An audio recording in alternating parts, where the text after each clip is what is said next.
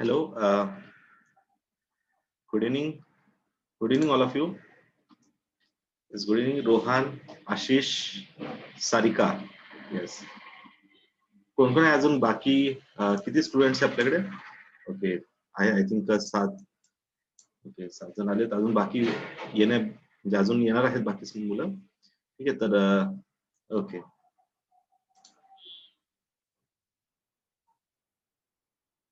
आवाज येतोय सगळ्यांना? Yes yes. Good evening all of you. Yes, Rohan, Ashish, Sarika, good evening all of you. Yes yes. I think सगळे मुलं आले आहेत वाटतं अजून. तर ठीक आहे, अजून काही मुलं बाकी आहेत. तर एक जस्ट 2 मिनिट थांबा, आपण सुरू करू. ठीक आहे. सो तोपर्यंत जस्ट मला आज आता आपलं पहिलं लेक्चर आहे.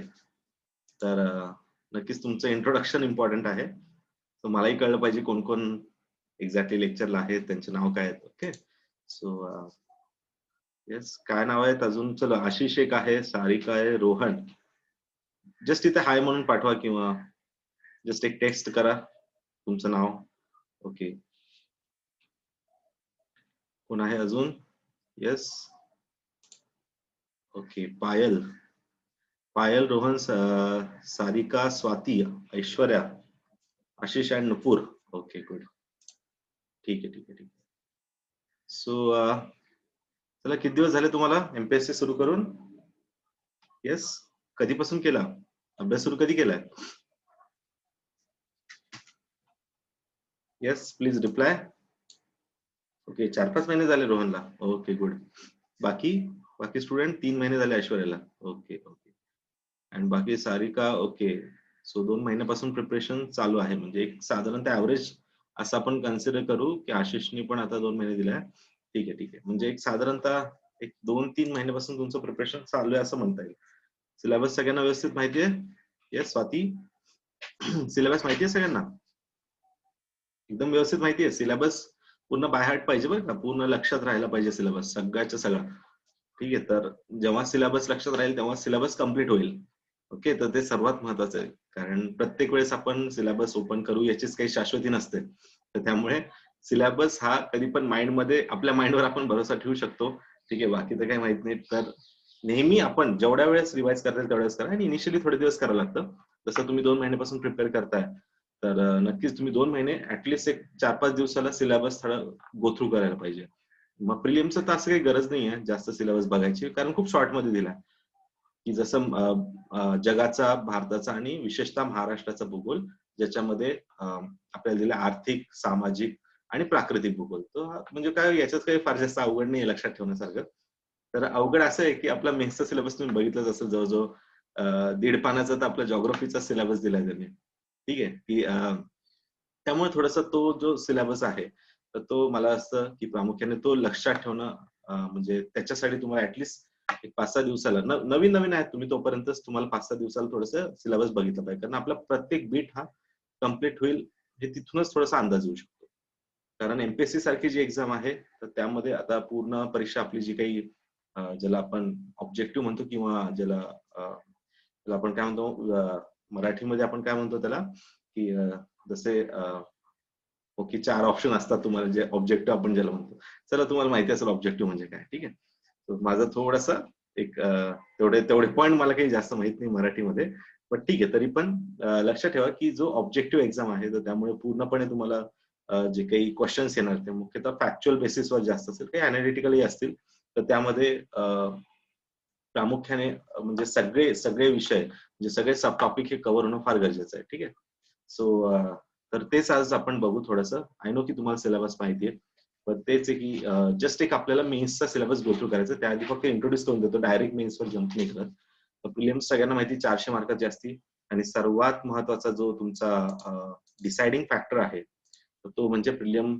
एक महत्वाचा टप्पा आहेच नाही म्हटलं तरी पण. ठीक आहे, कारण प्रिलियम एक थोडी टफेस्ट एक्झाम मानली जाते. खूप मुलांची प्रिलियम वर्षानुवर्षापासून निघत नाही. ठीक आहे, तर हा एक फार मोठा इश्यू आहे.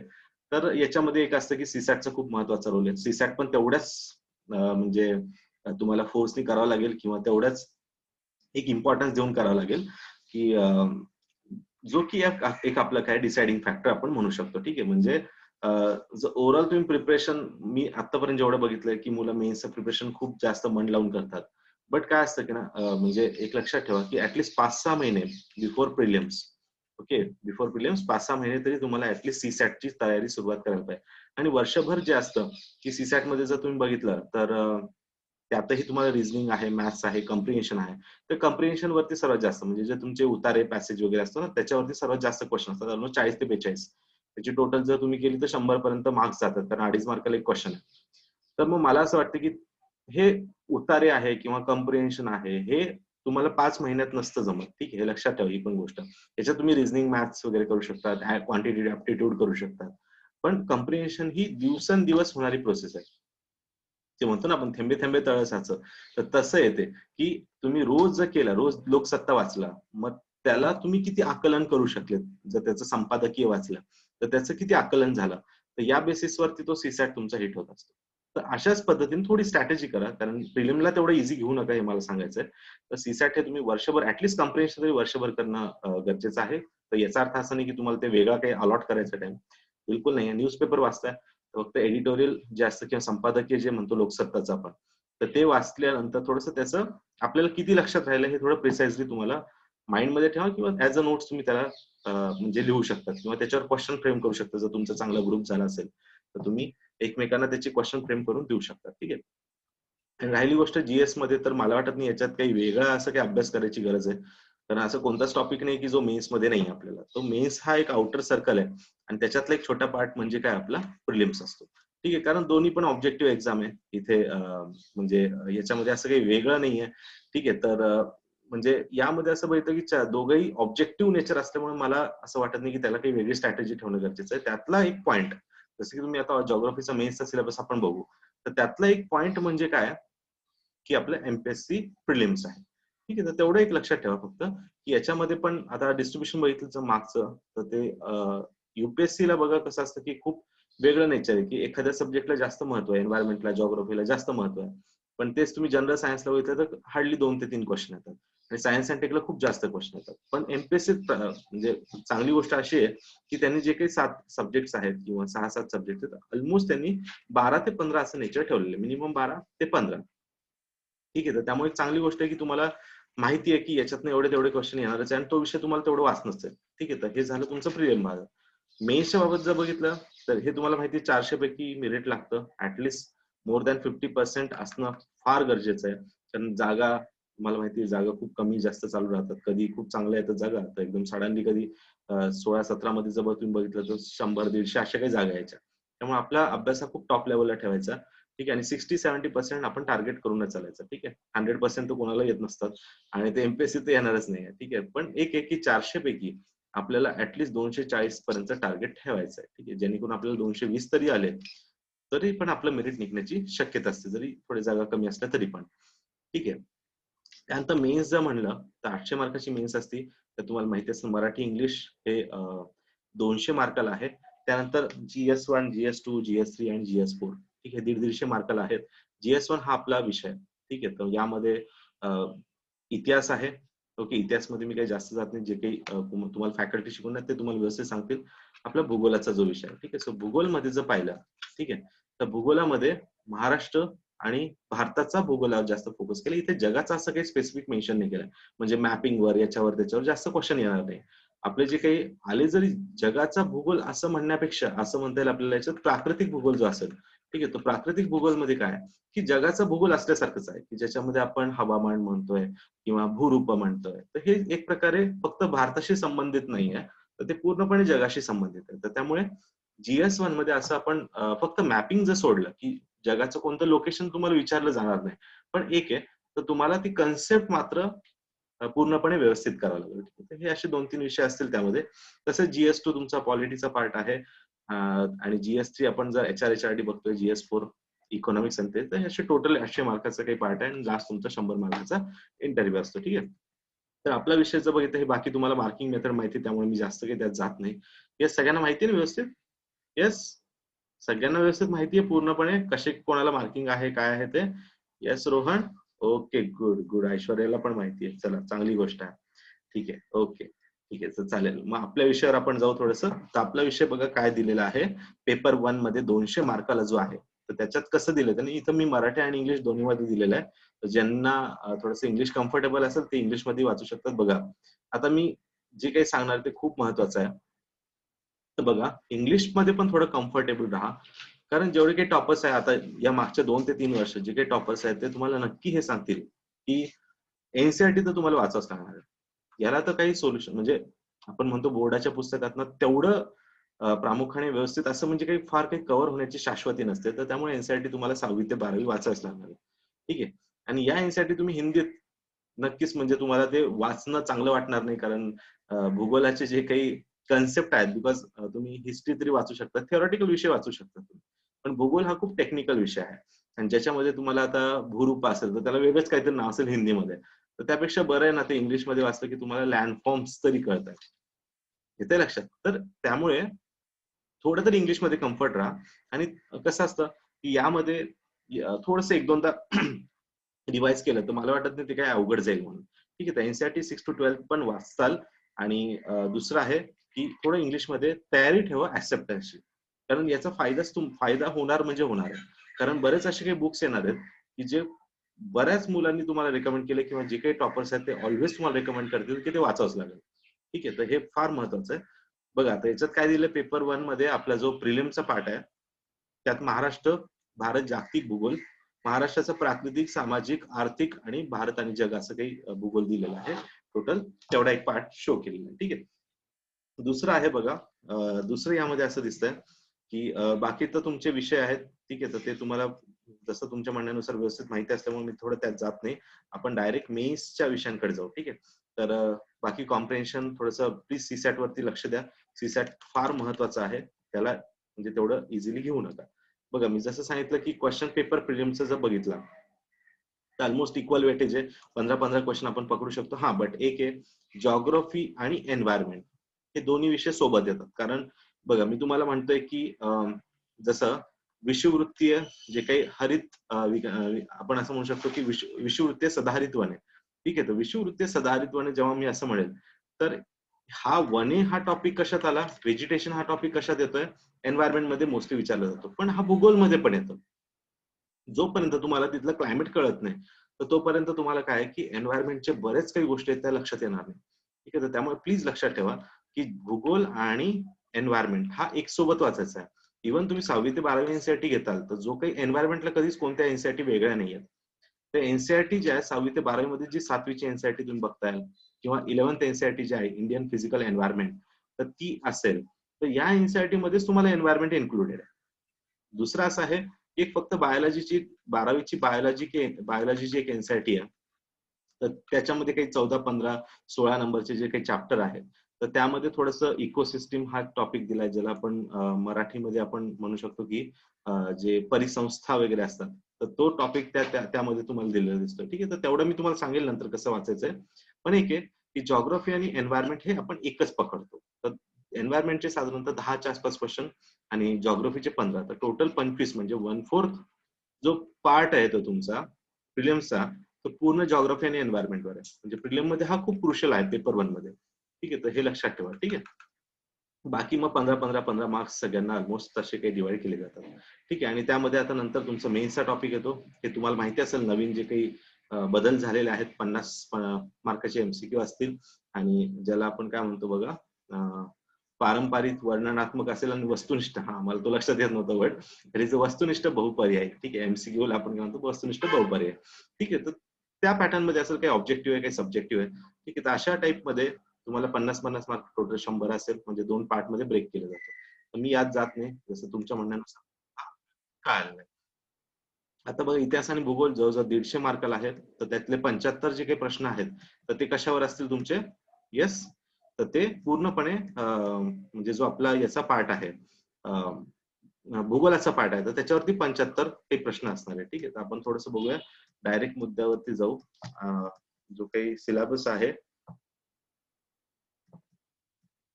बाकी मग सगळे तुम्हाला हा सेम सिलेबस सगळ्या एक्झाम मध्ये दिसेल. ठीक आहे. जो काही आपला याचा सिलेबस आहे म्हणजे बाकी PSI ST असेल किंवा ग्रुप बी असेल तर त्यामध्ये पण तो सिलेबस जवळजवळ सारखाच आहे, म्हणजे त्याचाही कव्हरेज तुमचं होऊन जातं. ठीक आहे. ओके, आय थिंक तो सिलेबस माहित नाही, तो आय थिंक सेव्ह नाही झाले वाटतं PDF. ठीक आहे, एनिवेज ठीक आहे, बघू आपण जसा पुढे तो पार्ट येईल तसं आपण त्याला कव्हर करू. Just a second.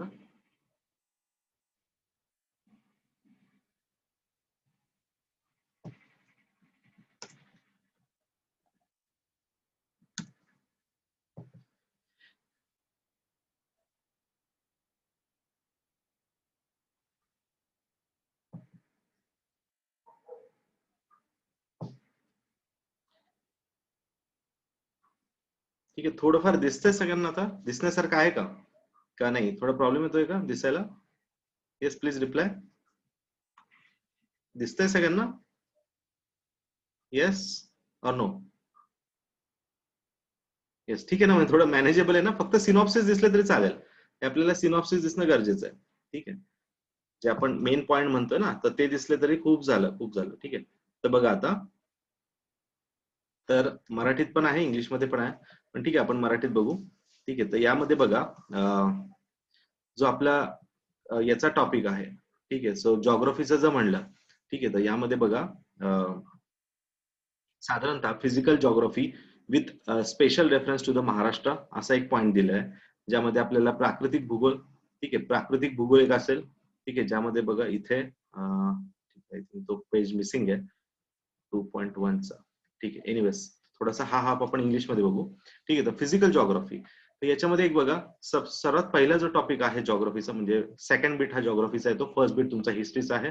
याला पहिले 75 जर तुमची हिस्ट्री असतील, सेकंड 75 तुमचे जॉग्राफीचा पार्ट असेल. ओके, सो सेकंड जे 75 असतील ते टोटल 150 मार्काचा इथे पेपर असणार आहे. तर 75 जे काही प्रश्न आहेत तर ते पूर्णपणे physical geography, economic geography of Maharashtra, human and social geography of Maharashtra, environmental geography, population geography with reference to the Maharashtra and remote sensing, असे काही चॅप्टर्स पहिले आहेत, जे की बघा म्हणजे विथ स्पेशल रेफरन्स म्हणले जाईल महाराष्ट्राचा. याचा अर्थ असा आहे की इथे इंडियाचा पण रेफरन्स येऊ शकतो, म्हणजे इंडिया पण स्पेशल रेफरन्स करण्याचा असेल महाराष्ट्राचा. मग इथे पण जर तुम्ही क्वेश्चन बघितला तर समजा घाट हा प्रश्न आलाय. ओके, घाट म्हणल्यानंतर घाटाचा पण पश्चिम घाट एक पार्ट येतो आणि पूर्व घाट एक पार्ट येतो.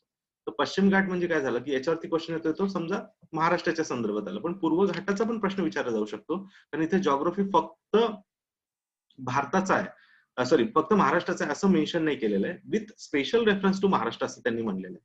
ठीक आहे, तर त्यामुळे प्रत्येक कॉन्सेप्ट तुम्हाला व्यवस्थित माहिती असणं गरजेचं आहे.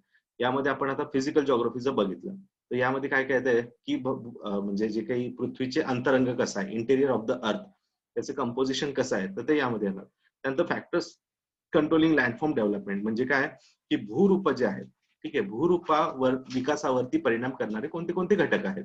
तर भूरूप हा चॅप्टर खूप महत्वाचा आहे, तर त्याच्यावर पण खूप सारे क्वेश्चन येतात. आणि हा चॅप्टर बघा, तुम्हाला तेच सांगितलं की GC लिऑंग नावाचं एक बुक आहे. ठीक आहे, तर त्यात खूप चांगला कव्हर केलंय, म्हणजे सगळे मी तुम्हाला सांगेल ते कसं वाचायचं, खूप जास्त डेप मध्ये वाचायची गरज नाहीये त्याला, म्हणजे खूप एकदम वरवर वाचून म्हणजे मी एक्झॅक्टली सिनॉप्सिस सांगेल ते सिनॉप्सिस वाचा. जसं की आता हिम नदीमुळे बनणारी भूरूप आहे. ठीक आहे, हिम नदी, तर मग त्याचे फक्त पॉइंट जे आहेत की कोणती भूरूप ही आपण म्हणू शकतो इरोजनमुळे बनतात आणि कोणती डिपोजिशनमुळे बनतात. ठीक आहे, तर या पॅटर्ननी त्याला फक्त रीड करणं गरजेचं आहे, म्हणजे GC लिऑंगला. त्यामुळे असं घाबरून जाण्यासारखं काही नाहीये की GC लिऑंग खूप इंग्लिश मध्ये आहे किंवा ती समजेल का नाही, ते वर्ड समजतील का नाही, मग कन्फ्युजन होईल. पण त्यालाही वाचण्याची एक पद्धत आहे, तर मला वाटतं ती इथून तुम्हाला नक्कीच क्लासमधून चांगल्या पद्धतीने भेटून जाईल. ठीक आहे, फॅक्टर्स कंट्रोलिंग लँडफॉर्म, तर हा एक पार्ट जो आहे भूरूपाचा पार्ट, तो आपण व्यवस्थित कव्हर करू. त्यानंतर जिओमॉर्फिक सायकल वरती तेवढे काही जास्त क्वेश्चन येत नाही, बट तरी आपण तो कव्हर करू. ठीक आहे, तर त्यानंतर एक इव्होल्युशन ऑफ द जॉग्राफी, जॉग्राफीचं बघितलं किंवा जिओमॉर्फॉलॉजी, पण त्यावरही एवढे काही फारसे काही क्वेश्चन येत नाही, आले तरी खूप फॅक्च्युअल क्वेश्चन येतात, तर ते पण आपण थोडंसं बघू त्यामध्ये. त्यानंतर बघा हा की भारताचे इथं आता जो आपण आज पहिला टॉपिक स्टार्ट करणार, त्याचं India strategic location with reference to the neighbouring and Indian ocean rim and Asia and the world, म्हणजे भारताचे जे काही स्थान आहे, म्हणजे आपल्या जो काही इंडियन ओशन आहे त्याच्या दृष्टीने जे काही स्थान आहे, तर ते किती महत्वाचं आहे, स्ट्रॅटेजिकली किती महत्वाचं आहे, किंवा ज्याला आपण भूराजकीय दृष्ट्या किंवा भौगोलिक किंवा राजकीय दृष्ट्या किती महत्वाचं आहे, तर ते इथे विचारलं जाईल. ठीक आहे, म्हणजे त्याच्या संदर्भात जर काही क्वेश्चन आला तर तो येऊ शकतो की जसं नवीन काही आपल्या सराउंडिंग काही पोर्ट बनतायत किंवा चाबहार पोर्ट इंडियासाठी किती महत्वाचं आहे, तर हे पण यामध्ये कव्हर केलं जाईल तिथे. ठीक आहे. त्यानंतर इकॉनॉमिक जॉग्राफी ऑफ महाराष्ट्र. ठीक आहे, तर यामध्ये काय काय मग मिनरल्स म्हणजे आपले जे काही खनिजे आहेत, ओके, देन एनर्जी रिसोर्स असतील, त्यानंतर त्यांचं डिस्ट्रीब्युशन कसं आहे भारतामध्ये ते महत्वाचं, त्याचं इम्पॉर्टन्स काय एक्झॅक्ट आहे, आणि टुरिझम कसं डिपार्टमेंट आहे. आता इथे मग ते स्कीम वरती काही प्रश्न एक्सपेक्टेड असतात. ओके, मग ते टुरिस्ट साईट कोणत्या आहेत. आता इथं काय येतं मग मॅच द पेअर्स मध्ये, की समजा तुम्हाला चारधाम मधले काही लोकेशन दिले, की खालीलपैकी चारधाम कोणते ते ओळखा. ओके, किंवा असं देऊ शकतात की समजा आता एक साईड दिली जाईल तुम्हाला द्वारका. ओके, द्वारका डॅश ती कुठे आढळते, किंवा ते करेक्ट ऑप्शन आहे का जे मॅच केले. समजा गुजरात दिले तर ठीक आहे, बरोबर आहे, पण इथं द्वारका दिलं आणि त्यांनी एमपी काही दिलं तर ते चुकीचं झालं. ठीक आहे, तर यामध्ये अशा पद्धतीने म्हणजे मी जस्ट तुम्हाला सांगतोय की प्रश्न कशा पद्धतीने पॉसिबल आहे. ठीक आहे, तर हे असे काही टुरिझम वरती पण जे इथे मेन्शन केलं एमपीएससीने की टुरिझम, आणि त्यामध्ये बघा इथं रिलिजियस टुरिझम असं काही दिलेलं आहे, किंवा रिलिजियस टुरिझम. देखो हा पहिलाच टॉपिक जो आहे religious tourism, medicinal tourism, eco tourism. हा, इको टुरिझम पण आजच्या याच्यात थोडासा महत्वाचा एक टॉपिक बनतो. ठीक आहे, कल्चरल हेरिटेज साईट. आता मग इथे युनेस्कोच्या साईट्स असतील. आता बघा इथं पुन्हा जगाचा संबंध आलाय युनेस्को साईट म्हणलं नंतर. आता हा तुम्ही म्हणताल सर जगाचा आहे, पण तसं नाहीये, बिलकुल नाहीये.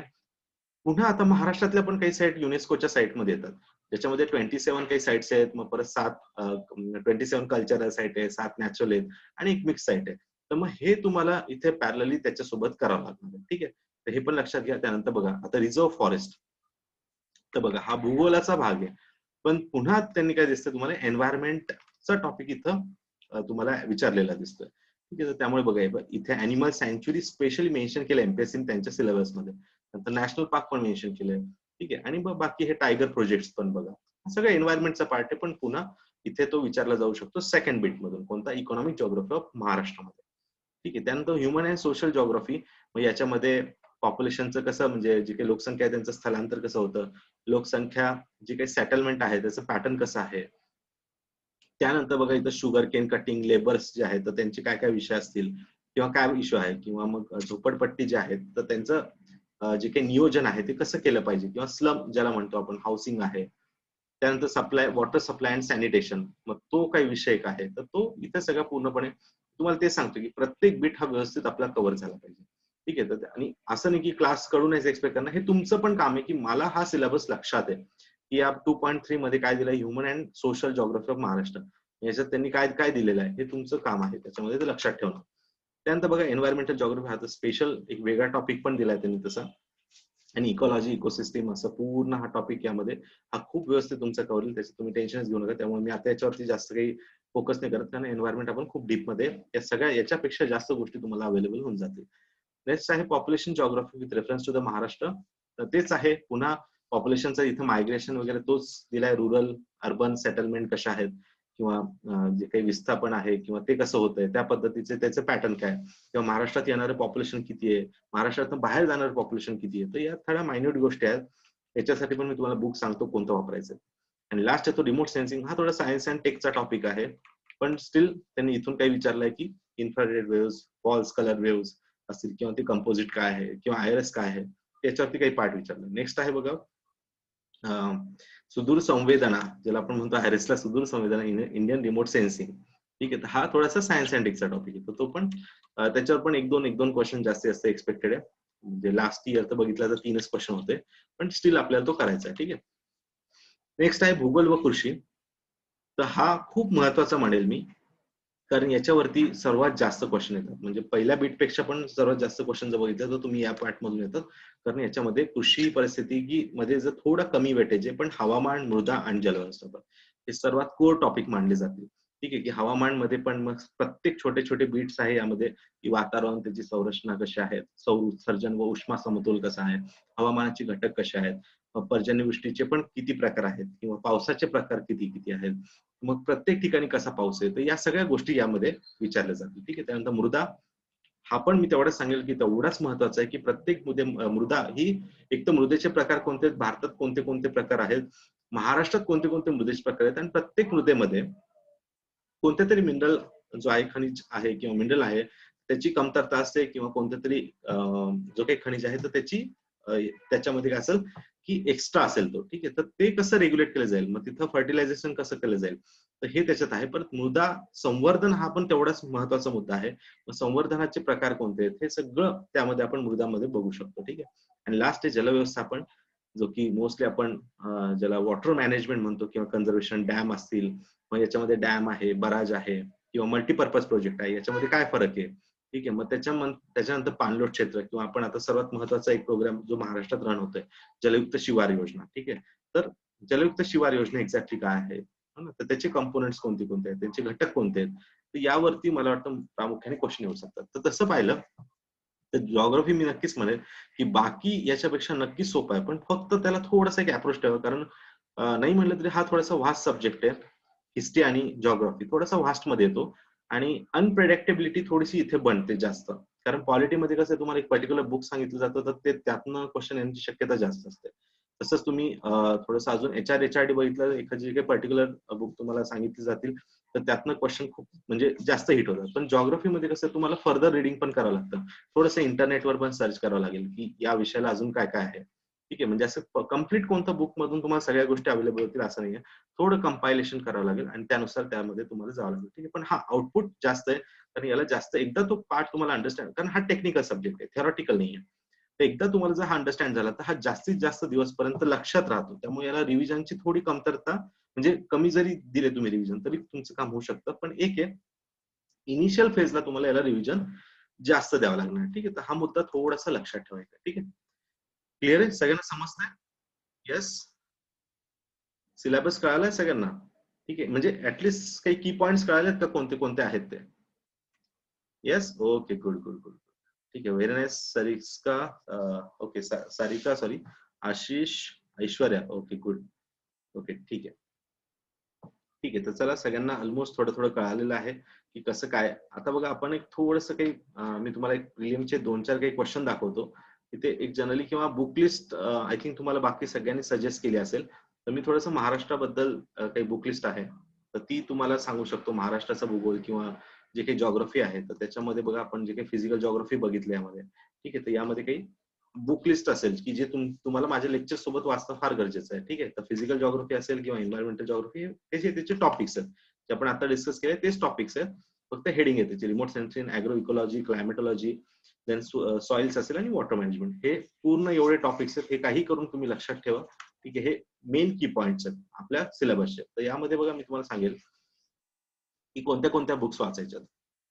तर सर्वात पहिले, जर शक्य असेल तर 6वी ते 12वी सगळ्या एनसीईआरटीच्या बुक्स ज्यांना तुम्हाला वाचणं फार गरजेचं आहे, पण ज्यांना खूपच मराठी बॅकग्राऊंड आहे, त्यांना इंग्लिश नाही कळत आहे, तर ते मग तुम्ही म्हणजे नसेलच ऑप्शन, तर मग तुम्हाला एनसीईआरटीचं काही म्हणजे ते भाषांतर केलेले जे काही बुक्स मार्केटमध्ये अवेलेबल असतील, बऱ्याच इन्स्टिट्यूटच्या, मी कोणत्या पर्टिक्युलर इन्स्टिट्यूटचं इथे नाव घेत नाही, म्हणजे बऱ्याच इन्स्टिट्यूटच्या 6वी ते 12वीच्या आय थिंक ट्रान्सलेट केलेल्या बुक्स आहेत, ठीक आहे. तर त्या तुम्ही वाचू शकतात, ठीक आहे. पण एक आहे, एनसीईआरटीचं कव्हरेज तुम्हाला घ्यावंच लागणार आहे, म्हणजे त्याच्यात काही तुम्हाला स्किप करण्यासारखं नाहीये.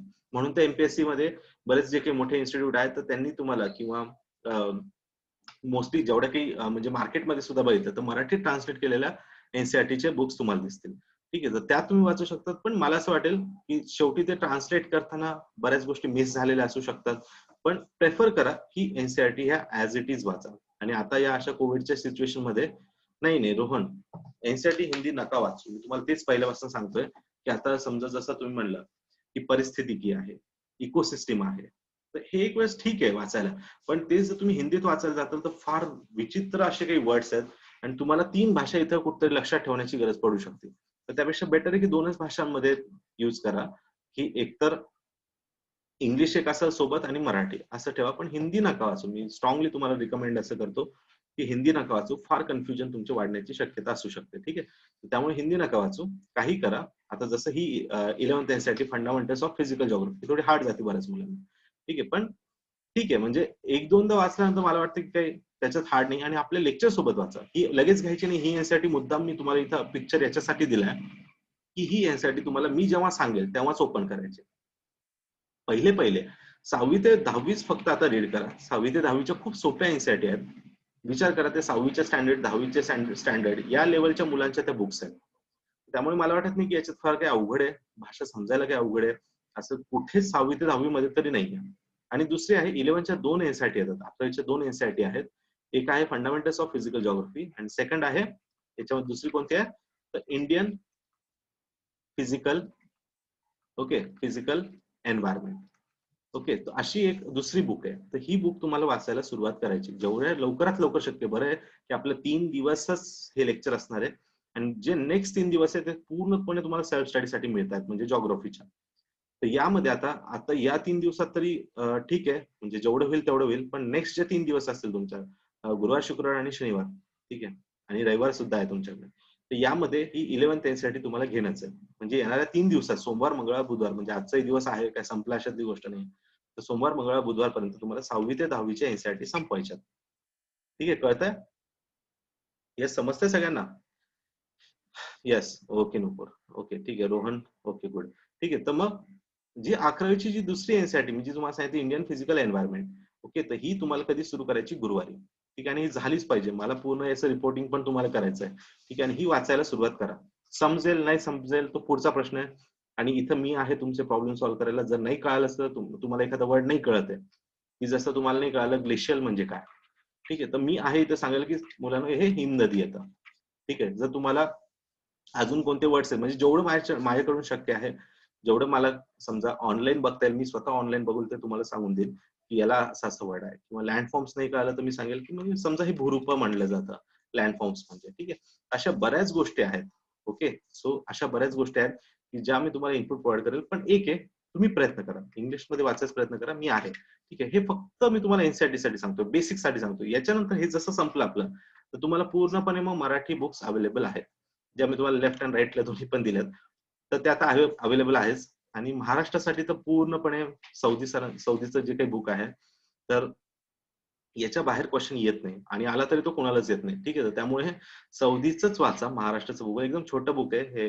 जर पाहिलं तर तुम्ही खूप छोटं बुक आहे तसं आणि यालाच 7, 8, 10 वेळेस जेवढ्या वेळेस वाचेल तेवढं वाचा. हे जरी वाचलं तरी तुमचा जो मेन्सचा टॉपिक आहे तो खूप चांगला हिट होतो म्हणजे याच्यातले जे काही क्वेश्चन असतील ते. ठीक आहे तर त्यामुळे याच्या बाहेर तरी काही नाही आणि आलं तरी ते कोणाला येत नाही कारण कोणताच रिझल्ट 100% नाही मी तुम्हाला परत सांगतोय. ठीक आहे तर त्यामुळे लक्षात ठेवा की सौदी महाराष्ट्राचा भूगोल याच्यातनच करायचंय. आणि राहिली गोष्ट की बराच असा पार्ट असेल की जो एनसीईआरटी तेवढ्या डेप्थ मध्ये कव्हर नाही केलाय किंवा तुम्हाला अजून वाटलं की नाही इंग्लिशचा काही प्रॉब्लेम येतो भूगोल आणि कृषी म्हणून एक सौदीचं बुक येतं. तर ते जरी वाचलं तरी तुमचं काम होऊन जाईल. म्हणजे भूगोल व कृषी असा एक पार्ट आहे ज्याच्यामध्ये तुमचा पूर्णपणे जीएसचा मेन्सचा जो पार्ट आहे. ठीक आहे मेन्स मध्ये देखा तुम्ही बघितलं पहिला पार्ट एक भूगोल आहे ज्याच्यात प्राकृतिक दिलाय आणि सेकंड पार्ट कृषी आहे. तर असाच पद्धतीने हा दिलेला आहे. याचं अपडेटेड व्हर्जन असेल तर ते तुम्ही एकदा मार्केटमध्ये चेक करा. पण हे बुक तुम्हाला मेन्स साठी सफिशियंट आहे मेन्स साठी. आणि हे जे मी तुम्हाला सौदी मेन्शन केलं तर हे सौदी महाराष्ट्र सौदी हे मेन्स पण आहे आणि प्रिलियम सुद्धा आहे. हे दोन्हीला फायदा देईल. पण हे जे बुक आहे हे फक्त तुम्हाला मेन्सला जास्त महत्वाचं असेल. आणि राहिली गोष्ट प्रिलियमला मग आता भारताचा भूगोल कुठून कव्हर करणार. तर आपल्या जे काही नोट्स असतील म्हणजे जे काही मी तुम्हाला शिकवणार आहे किंवा माझ्या जे काही नोट्स असतील किंवा लेक्चर आहे ते केअरफुली करा. तुम्हाला भारताच्या भूगोलमध्ये काहीच प्रॉब्लेम नाही आणि इव्हन तो जगाच्या भूगोलमध्ये पण. ठीक आहे येते लक्षात. तर त्यातनं 100% तुमचा जो काही मॅक्झिमम पार्ट आहे तो कव्हर होऊन जाईल. फक्त महाराष्ट्राचा जो आहे तर तो मात्र तुम्हाला कशातनं करायचा महाराष्ट्राच्या सौदीतनं कारण त्याच्यात खूप डेप्थ मध्ये फॅक्च्युअल पार्ट जास्त येतो. तो फॅक्च्युअल पार्ट त्यातनं कव्हर होईल. यात पण बऱ्यापैकी फॅक्च्युअल पार्ट कव्हर होईल. पण जो कन्सेप्च्युअल पार्ट आहे तो फक्त आपल्या लेक्चर्स मधूनच कव्हर होईल. आणि जॉग्राफीला सर्वात जास्त तुमच्या म्हणजे लेक्चर हे रेग्युलर करणं फार गरजेचं आहे कारण एक कन्सेप्ट ही दुसऱ्याशी रिलेटेड आहे. त्यामुळे रेग्युलॅरिटी पण महत्वाची आहे आणि लेक्चर्स करणं पण तेवढंच महत्वाचं आहे. कारण हवामानाचे काही घटक आहेत. समजा तुम्हाला वारेच नाही कळालं कोणत्या वारा नेमकं काय असतो वाऱ्याची पण डेफिनेशन असते. ठीक आहे तर ही वाऱ्याची डेफिनेशन नाही कळाली तर मी तुम्हाला खूप मोठं मोठं काही सांगितलं की पश्चिमी चक्रवात. ठीक आहे तर तो पण एक प्रकारचा वाराचा आहे जो की वेस्ट कडून म्हणजे मेडिटेरियन सी जो आहे भूमध्य समुद्र तिकडून काही वारे येतात. पण मी तुम्हाला वाऱ्याची डेफिनेशन नाही कळत आहे तर मग हे कळणं अशक्य आहे. किंवा खूप पहिले मी एखादा चॅप्टर घेतला की तुम्हाला मी सांगितलं की जे काही ज्याला आपण सब ट्रॉपिकल रिजन म्हणतो ज्याला की टॉपिक ऑफ कॅन्सरही म्हणतात तुम्ही. ठीक आहे टॉपिक ऑफ कॅन्सरच्या थोडं वरती 30-40 डिग्री लॅटिट्यूड जे असतात ज्याला आय थिंक आपण अक्षवृत्त म्हणतो मराठीत. ठीक आहे लॅटिट्यूड्सला. तर ते अक्षवृत्त जर तुम्हाला नाही कळाले तर मग त्या हवेचं त्या वाऱ्याचं लोकेशन्स पण तुम्हाला लक्षात येणार नाही. त्यामुळे खूप जॉग्राफी हा इंटरलिंक्ड आहे, हे लक्षात ठेवा. ठीक आहे. तर त्यामुळे जॉग्राफी एकही दिवस लेक्चर मिस नाही करायचंय. त्यामध्ये तुमचं म्हणजे जर तुम्ही डेडिकेटेडली केलं तर नक्कीच तो पार्ट तुमचा कव्हर होऊन जाईल. ठीक आहे. तर बुक्स आले सगळ्यांना लक्षात? 6वी ते 12वी. ओके. त्यातल्या आता सध्या तुम्हाला 6वी ते 10वी कंप्लीट करायच्या 3 दिवसात. येणाऱ्या 3 दिवसामध्ये गुरुवारपासून तुम्हाला काय स्टार्ट करायचंय की 11th ची इंडियन फिजिकल एन्व्हायरमेंट स्टार्ट करायची. त्यात येणाऱ्या 3 ते 4 दिवसात ती कंप्लीट करा. रविवारी रात्रीपर्यंत ती कंप्लीट झाली पाहिजे, म्हणजे सोमवारी तुम्हाला ते सोबत आपल्या लेक्चर सोबत तुम्ही येऊन जातील. कारण आपण जे काही लेक्चर घेणार ते त्यामध्येच म्हणजे त्यातला बराच पार्ट त्यामध्ये कव्हर होईल तुमचा. म्हणजे त्या दोन्ही गोष्टी सोबत चालल्या पाहिजे. दुसरा ही एनसीईआरटी आता बिलकुल नाही घ्यायची आहे. ही जी इथे पिक्चर दिसतोय ही एनसीईआरटी आता नाही घ्यायची. मी जेव्हा सांगेल आपलं भारताचं भूगोल कम्प्लीट होईल त्यानंतर जो काही जगाचा काही पार्ट सुरू होणार आहे किंवा जे काही कन्सेप्च्युअल पार्ट सुरू होणार आहेत आपले भूरूप वगैरे एक्सेट्रा, तर तेव्हा किंवा क्लायमेट जेव्हा आपण हवामान सुरू करणार तेव्हाच ही एनसीईआरटी घ्यायची. त्यामुळे आता ही बिलकुल हात लावू नका. आता फक्त एवढंच करायचं 6वी ते 10वी, 11वीची दुसरी ही वाली एनसीईआरटी एवढंच करायचंय. ठीक आहे. क्लिअर आहे सगळ्यांना? येस. येतंय का? स्ट्रॅटेजी लक्षात येते का? ठीक आहे. आता अजून एक महत्वाचं असं आहे की हे बुक्स वाचताना तुम्हाला अजून एक गोष्ट लक्षात ठेवायची, तर ती म्हणजे ऑक्सफर्ड ॲटलस. काहीही करून हे ॲटलस आता जेवढ्या लवकरात लवकर तुम्हाला पॉसिबल झालं तर बरं. घेतलेत का हे ॲटलस तुम्ही? फास्ट सांगा लवकर.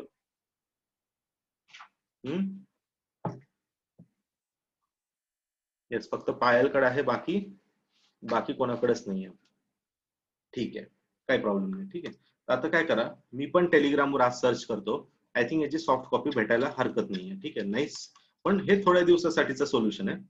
म्हणजे तुम्ही आता ऑर्डर करणं गरजेचं आहे. आय थिंक मला वाटतं सगळेजण गावाकडे राहतं का कुणी असं की खूप आयसोलेटेड तालुका प्लेसला कोण राहतंय का आपल्यामध्ये? येस. नाही ना, जास्त कुणी असं पुण्यालाच आहेत. चला गुड. पुण्याला असल्यामुळे तर काही प्रॉब्लेम नाही. फ्लिपकार्ट तर सगळे वापरू शकतात. Yes, good good good, very nice. ठीक आहे. तर मग पुण्याला असताल तर मग काय सरळ हे फ्लिपकार्ट वरती अवेलेबल आहे किंवा अमेझॉन वरती अवेलेबल असेल. हे पुस्तक पहिले आजच्या आज ऑर्डर करा. ठीक आहे. येते लक्षात? तर हे म्हणजे जे काही ॲटलस आहे, सॉरी बुक नाही म्हणता ना, ॲटलस जे आहे इथं दिलंय त्यांनी with exercise useful for competitive exam, second edition. ठीक आहे. तर हे सेकंड एडिशन आहे. तर हे मस्ट आहे तुमच्यासाठी. सेकंड नसेल तर थर्ड एडिशन तुम्ही घेऊ शकता. पण याच्या व्यतिरिक्त टोटल 36 किंवा 40 काहीतरी एडिशन्स आहेत. बिलकुल त्याला हात नाही लावायचा. सेकंड किंवा थर्ड एडिशन नच घ्यायचंय. कारण भारताच्या भूगोलवर 4 प्रश्न हे प्रिलिमला येतात आणि मेन्स मध्ये तर भरपूर क्वेश्चन आहेत. तर हे सगळे मॅपिंगचे जे क्वेश्चन आहेत ते तुमचे इथून हिट होणार आहेत. आणि जे काही माझं लेक्चर पण तुम्हाला जे काही अंडरस्टँड होणार आहे तर ते या बुक शिवाय होणं थोडंसं अवघड आहे. कारण लेक्चर प्लस ॲटलस किंवा तुम्ही जे एनसीईआरटी वाचतायत प्लस ॲटलस समोर जर ठेवलं तर खूप चांगलं समजेल आणि त्याची पिक्टोरियल मेमरी एक तयार होईल. आणि तेवढंच ते चांगलं अंडरस्टँडिंग झालं तुमची. मी ते सांगितलं रिव्हिजन तुम्हाला कमी करायची गरज पडेल. ठीक आहे. नेक्स्ट आहे बघा, हे ऑक्सफर्ड ॲटलस. हे मस्ट आहे. इव्हन लोकसत्ता वाचताय ते समोर ठेवा. जसं आता बेलारुसचा काही विषय आहे किंवा लेबनन जो काही तिथे जे काही ब्लास्ट झाला होता, ठीक आहे, तर त्या संदर्भात असेल. मग लेबनन कुठे येतं? मग जगाच्या भूगोला जगाचा जो काही मॅपिंगचे क्वेश्चन आहेत तर ते पण फिल्म मध्ये येतात. लेबनन तुम्हाला बघितलं पाहिजे की भूमध्य समुद्राला लागतं का नाही लागतं. तसंच भारतात आता चाबहार पोर्टचं पण काही मध्ये न्यूज मध्ये आलं होतं. तर मग ते इराण मध्ये एक्झॅक्टली कुठं आहे? ठीक आहे. तर हे तुम्हाला बघणं गरजेचं आहे. ठीक आहे. तर लक्षात ठेवा याच्याशिवाय पर्याय नाही. ठीक आहे. तर ॲटलस रोज रोज समोर ठेवायचा. तुम्ही अभ्यास करताना हे समोर असलंच पाहिजे. आणि जो काही रेफरन्स आला पटकन ते पेज ओपन करायचं. इंडेक्स मध्ये दिलेला असतं तो पर्टिक्युलर मॅप की जसं भारताचा असेल, तुम्हाला माहिती असेल की हे भारताचंच लोकेशन आहे. तर भारताचा 2 प्रकारचे मॅप बघायचे तुम्हाला. एक असतो राजकीय मॅप, ज्याला पॉलिटिकल असं लिहिलेलं आहे तिथे, पॉलिटिकल मॅप. आणि दुसरा असतो प्राकृतिक. ओके. सो प्राकृतिक एक मॅप असतो, म्हणजे त्याला आपण म्हणतो फिजिकल मॅप. ठीक आहे. तर हे दोन्ही रेफर करायचे. पहिले राजकीय दृष्ट्या तो समजून घ्या. जसं की तुम्हाला महाराष्ट्र तर व्यवस्थित माहिती, पण मी तुम्हाला म्हणलं नागालँड. ठीक आहे. तर नागालँडचा पॉलिटिकल मॅप तुम्हाला तेवढं व्यवस्थित नाही माहिती. त्याचा शेप कसा आहे, त्याच्या उत्तरेला कोण आहे, कोणतं राज्य आहे, पश्चिमेला कोणतं राज्य आहे, दक्षिणेला कोणतं राज्य आहे, ईस्टला कोणता देश आहे, हे तुम्हाला व्यवस्थित माहिती पाहिजे. ठीक आहे. येते लक्षात? मग हे पॉलिटिकली पहिले समजून घ्यायचं कोणताही ॲटलस. आणि नंतर मग तिथे कोणती रेंज आहे, तिथे पूर्वांचल आहे, मग पूर्वांचल पण कशी पसरलेली आहे तिथे, तर ते म्हणजे ते बघणं तुमचं नंतरचं काम असतं. ते पहिले नाही घ्यायचं. मग नद्या झालं हे पण नंतर बघायचं. पहिले काय समजायचं, पॉलिटिकल मॅप समजून घ्या. येते लक्षात? मी जसं म्हणलं सातमाळ अजिंठा, आता तुम्ही महाराष्ट्रात राहता म्हणून ठीक आहे, तुम्हाला माहिती असेल अरे हा हे थोडंसं नाशिक पासून निघते आणि पुढे साधारणतः बाकी राज्यांमध्ये पुढे फॉरवर्ड होते. पण हे तुम्हाला महाराष्ट्राचा मॅप माहिती म्हणून समजलं समजा, पण तेच बाकी ठिकाणी मी डायरेक्ट तुम्हाला म्हणलं की राजस्थान बागर, ठीक आहे, राजस्थान बागर असं म्हणलं तर मग मात्र अवघड होऊन जातं की हा नेमकं कुठे आहे. राजस्थानमध्ये जास्तीत जास्त तुम्हाला राजस्थान डेझर्ट माहिती आहे, सगळ्यांना वाळवंट माहिती आहे, ठीक आहे, पण हे बागर रिजन हा कुठे आहे हे पण माहिती असणं गरजेचं आहे. तर पहिले पॉलिटिकल मॅप समजून घ्या की राजस्थानचा पश्चिम भाग काय आहे, उत्तर भाग काय आहे, पूर्व भाग काय आहे, दक्षिण काय आहे, आणि मग याच्यामध्ये मग नंतर उतरायचं आपण नद्या आणि त्यांची हे जे काही असे प्राकृतिक भाग आहेत त्याच्यावरती नंतर उतरायचं आपण. तर कळालं ऑक्सफर्डचं महत्व खूप जास्त आहे, हे एक लक्षात ठेवा. आणि जीसी लॉंग मी सांगेल सिलेक्टिव्हली तसंच वाचायचं आहे, वाटल्यास आपण याची पीडीएफ घेऊन मी तुम्हाला सांगेल त्याच पॅटर्नने वाचणं गरजेचं आहे. ठीक आहे, बाकी हे परचेस करून ठेवा फक्त सध्या, कारण हे आपल्याला अजून खूप दिवसांनी लागणार आहे, म्हणजे ऍटलीस्ट 20-25 दिवसांनी हे बुक लागणार आहे. तुम्हाला करायचं असेल तर परचेस हे दोन्ही बुक्स तुम्ही सोबत करून ठेवू शकता. आणि त्यानंतर पर्यावरण आणि परिस्थितिकी, जे काही आय थिंक युनिकचं एक पुस्तक चांगलं आहे जे मराठीमध्ये आहे, आणि आय थिंक रंजन कोळंबे सरांचं पण मराठीत आय थिंक पर्यावरणाचं पुस्तक आलेलं आहे. या दोन्हीपैकी तुम्ही कोणताही एक स्टॅटिक पार्ट साठी वापरू शकता. स्टॅटिक म्हणजे काय की जे म्हणजे मोस्टली कन्सेप्ट वरती असेल किंवा स्टॅटिक पार्ट आहे तर त्यातनं वाचू शकता. ठीक आहे, म्हणजे मराठीत अवेलेबल आहेत हे दोन्ही, म्हणजे दोन्ही पब्लिकेशन पैकी कोणतंही एक घ्या, आय थिंक दोन्ही पण चांगले आहेत, काही प्रॉब्लेम नाही ना. ठीक आहे, सो हे झालं स्टॅटिक पार्टसाठी. आणि याचा जो काही करंट अफेअर्स रिलेटेड पार्ट आहे तो मी कव्हर करून घेईल, त्यामुळे त्याच्यासाठी असं काही वेगळं बुक तुम्हाला काही वाचायची कोणती काही गरज नसणार आहे. ठीक आहे, क्लिअर आहे इथपर्यंत? सगळ्यांना स्ट्रॅटेजी कळताय? रेफरन्स बुक, स्ट्रॅटेजी, कधी काय वाचायचंय, ओके, सगळे टास्क मी तुम्हाला दिले, पूर्ण प्लॅनिंग करून देतोय. ठीक आहे, आणि हा अजून एक की जे सौदी आहे तर त्याला एक नवीन आता ऑप्शन आलेला आहे सौदीसाठी. ठीक आहे, की जे भारताचा भूगोल मी तुम्हाला म्हणत होतो, तर तसं तर माझ्या नोट्स मधून कम्प्लीट होईल, पण मी या पुस्तकाला पण गो थ्रू केलं थोडंसं, की जे भगीरथ पब्लिकेशनचं आहे, तर ते पण मला थोडं चांगलं वाटलं. तर पॉसिबल असेल तर हे परचेस करून घ्या. ठीक आहे, कोणतं आहे? भगीरथ भारताचा भूगोल. ठीक, हे पण चांगलं पुस्तक आहे आणि एकदम बेस्ट आहे, म्हणजे मला असं काही प्रॉब्लेम नाही वाटलं. हा, या स्वातीचं काहीतरी क्वेश्चन आहे की सर एन्व्हायरमेंट साठी शंकरायचे बुक चालेल का? आता बघ स्वाती, कसं आहे की जर तुमची इंग्लिश वाचायची तयारी असेल तर मला असं वाटतं की शंकरायस चांगले, पण हा एक आहे, जर माझे लेक्चर तुम्ही प्रॉपर करतायत तर मग तेच नोट्स रेफर करा, कारण ते थोडेसे इंग्लिशमध्ये असेल, मी डिक्टेट करताना मराठीत करेल, तर त्यामुळे तुम्हाला शंकरायस असं काही घ्यायची गरज नाही, कारण मी खूप एन्व्हायरमेंट खूप डिटेलमध्ये पूर्ण शंकरायस असं जरी म्हणलं तर त्याच्यापेक्षा बियॉन्ड खूप कम्प्लीट केलेलं आहे. त्यामुळे तुला स्वाती शंकरायस घ्यायची काही गरज नाहीये, त्यातनं मी कव्हर करेल. पण मी याच्यासाठी मी तुम्हाला मागचे 2 बुक सांगितले, युनिकचं एक असेल किंवा अजून कोणतं जे काही म्हणजे याचं सांगितलं मी तुम्हाला भगीरथचं, तर ते याच्यासाठी सांगितलंय की तुम्हाला फिर म्हणजे त्यामुळे मराठी वर्ड्स, चला मी डिक्टेट जरी केले परिस्थिती की म्हणा किंवा जे काही बायोडायव्हर्सिटी इकोसिस्टम असं जे काही म्हणतोय, तर कधी कधी एखादा टॉपिक राहून जाऊ शकतो मराठीत सांगायचा, तर त्यावेळेस तुम्हाला मग मराठी पुस्तक एखादं लागेल रेफरन्ससाठी, म्हणून मी ते तुम्हाला सजेस्ट केलं. अदरवाईज म्हणजे नाही घेतलं तरी चालेल, एन्व्हायरमेंटसाठी तुम्ही परचेस नाही केलं तरी चालेल. ठीक आहे, क्लिअर इथपर्यंत? भारताचं भूगोल कळालंय? तर भारताचं भूगोल एकदा हे बुक पण तुम्ही परचेस करू शकतात. आणि हे फक्त भारताच्या भूगोलसाठी, याच्यामध्ये कन्सेप्ट नाहीये जे आपण मागच्या बुक मध्ये बघितलंय. ठीक आहे, तर ते कन्सेप्ट जे आहेत तर ते त्यामध्ये तेवढे व्यवस्थित येणार नाही. ठीक आहे, तर त्यामुळे तुम्ही हे बुक्स जरी घेतलं तरी पण चालेल, त्याच्यामध्ये काही प्रॉब्लेम नाही. ठीक आहे, क्लिअर इथपर्यंत सगळ्यांना? Okay, good good. ठीक आहे, आणि हा हे ऍटलस पण तेवढाच महत्वाचा आहे, जो महाराष्ट्राचा सौदीचा जो काही ऍटलस आहे तर तो पण घ्या, कारण महाराष्ट्रावर बरेच क्वेश्चन येतात. ठीक आहे, तर त्यामुळे या ऍटलस मध्ये काही जे काही म्हणजे आपलं जे काही लोकसंख्या आहे त्याचं स्थलांतराचा पॅटर्न कसा आहे, किंवा जे काही आपण ज्याला लिंग गुणोत्तर म्हणतो तर ते पण कसं दिलेलं आहे. ठीक आहे, तर ते प्रत्येक पॅटर्न इथं दिलाय, कारण लिंग गुणोत्तरवरती किंवा घनता जे काय आहे, पॉप्युलेशनची घनता, अशा बऱ्याच काही गोष्टी पॉप्युलेशन रिलेटेड येतील, म्हणजे जे काही आपल्या लोकसंख्येचं जे काही लोकसंख्ये रिलेटेड काही क्वेश्चन आहेत तर ते इथं याच्यात चांगले कव्हर होतील. आणि दुसरं म्हणजे घाट. ओके, हे घाट वगैरे सिस्टीम्स आहेत, जे तुम्हाला माहिती असेल, कुंभारली वगैरे घाट आहे, किंवा थळ घाट आहे, बोर घाट आहे, कसारा घाट आहे, ठीक आहे, किंवा आंबोली घाट आहे, माळशेज घाट आहे. तर या घाट इथे खूप चांगले मेन्शन केलेत, आणि नद्या सुद्धा. कारण जे मी तुम्हाला रेफर करायला सांगितलं होता जो ऑक्सफर्डचा ऍटलस, ओके, तर तो झाला भारतासाठी आणि जगासाठी. ठीक आहे, ऑक्सफर्डचा जो झाला तो भारत आणि जगाचा भूगोल आपण त्याच्यातनं कव्हर करू, पण महाराष्ट्राचं स्पेसिफिकली एक मॅप असणं आपल्याला गरजेचं आहे, किंवा ऍटलस असणं गरजेचं आहे. त्यामुळे मला वाटतं सौदीमध्ये खूप छान दिलेला आहे तो, तर त्यातनं आपण ते कव्हर करू. ठीक आहे, तर हे पॉसिबल असेल तर जेवढ्या लवकरात लवकर तुम्हाला पॉसिबल असेल तर नक्कीच तो कव्हर करून घ्या. ठीक आहे. येस, नुपूरचं काही क्वेश्चन आहे? नुपूर, ओके. हे इंग्लिश मध्ये अवेलेबल नाही नुपूर. ऍक्च्युली काय आहे की महाराष्ट्राच्या ऍटलस, मला तरी असं माझ्या नॉलेजमध्ये तरी हा मराठीतच आहे. पण तरी मी एकदा चेक करतो की हा इंग्लिश मध्ये असेल तर बघेल, मी नक्कीच बघेल आणि तुला तसं कळवेल मी. ठीक आहे. पण मोस्टली हा मराठीतच आहे, म्हणजे महाराष्ट्राचा जो पार्ट आहे. पण हा बघ आता नुपूर, जसं इथं आपण बघितलं की एनसीईआरटी ह्या मराठी मुलांना वाचाच लागणार आहे. ओके, म्हणजे आपण जे म्हणतोय त्यामध्ये. ठीक आहे. तसंच तुला महाराष्ट्राचा भूगोलचा जो काही कंटेंट आहे तो मराठीत वाचाच लागणार, भले तू इंग्लिश मध्ये देतेस. ठीक आहे. पण तुला तो मराठीत काही ऑप्शन नाहीये, कारण इंग्लिशमध्ये महाराष्ट्राचा भूगोल जो आहे तर त्याच्यासाठी मराठीत असं काही ऑप्शन नाहीये. जसं सौदी, जे मी तुम्हाला मागे बुक दाखवलं, सौदीचं बुक. ठीक आहे. सौदी, महाराष्ट्राचा सौदी. तर याला कोणतं इंग्लिश मध्ये ऑप्शन नाहीये. येते लक्षात नुपूर? ठीक आहे. तर ते तेवढं लक्षात ठेव. ठीक आहे. तर तुला यातनं ते वाचावंच लागेल. ओके, क्लिअर आहे? इथं समजतंय? जसं एनसीईआरटीला इकडे ऑप्शन नाहीये काही, तसं इकडे मराठीसाठी, म्हणजे सॉरी, महाराष्ट्राच्या भूगोलासाठी मग तिथे इंग्लिश ऑप्शन असं काही नाही.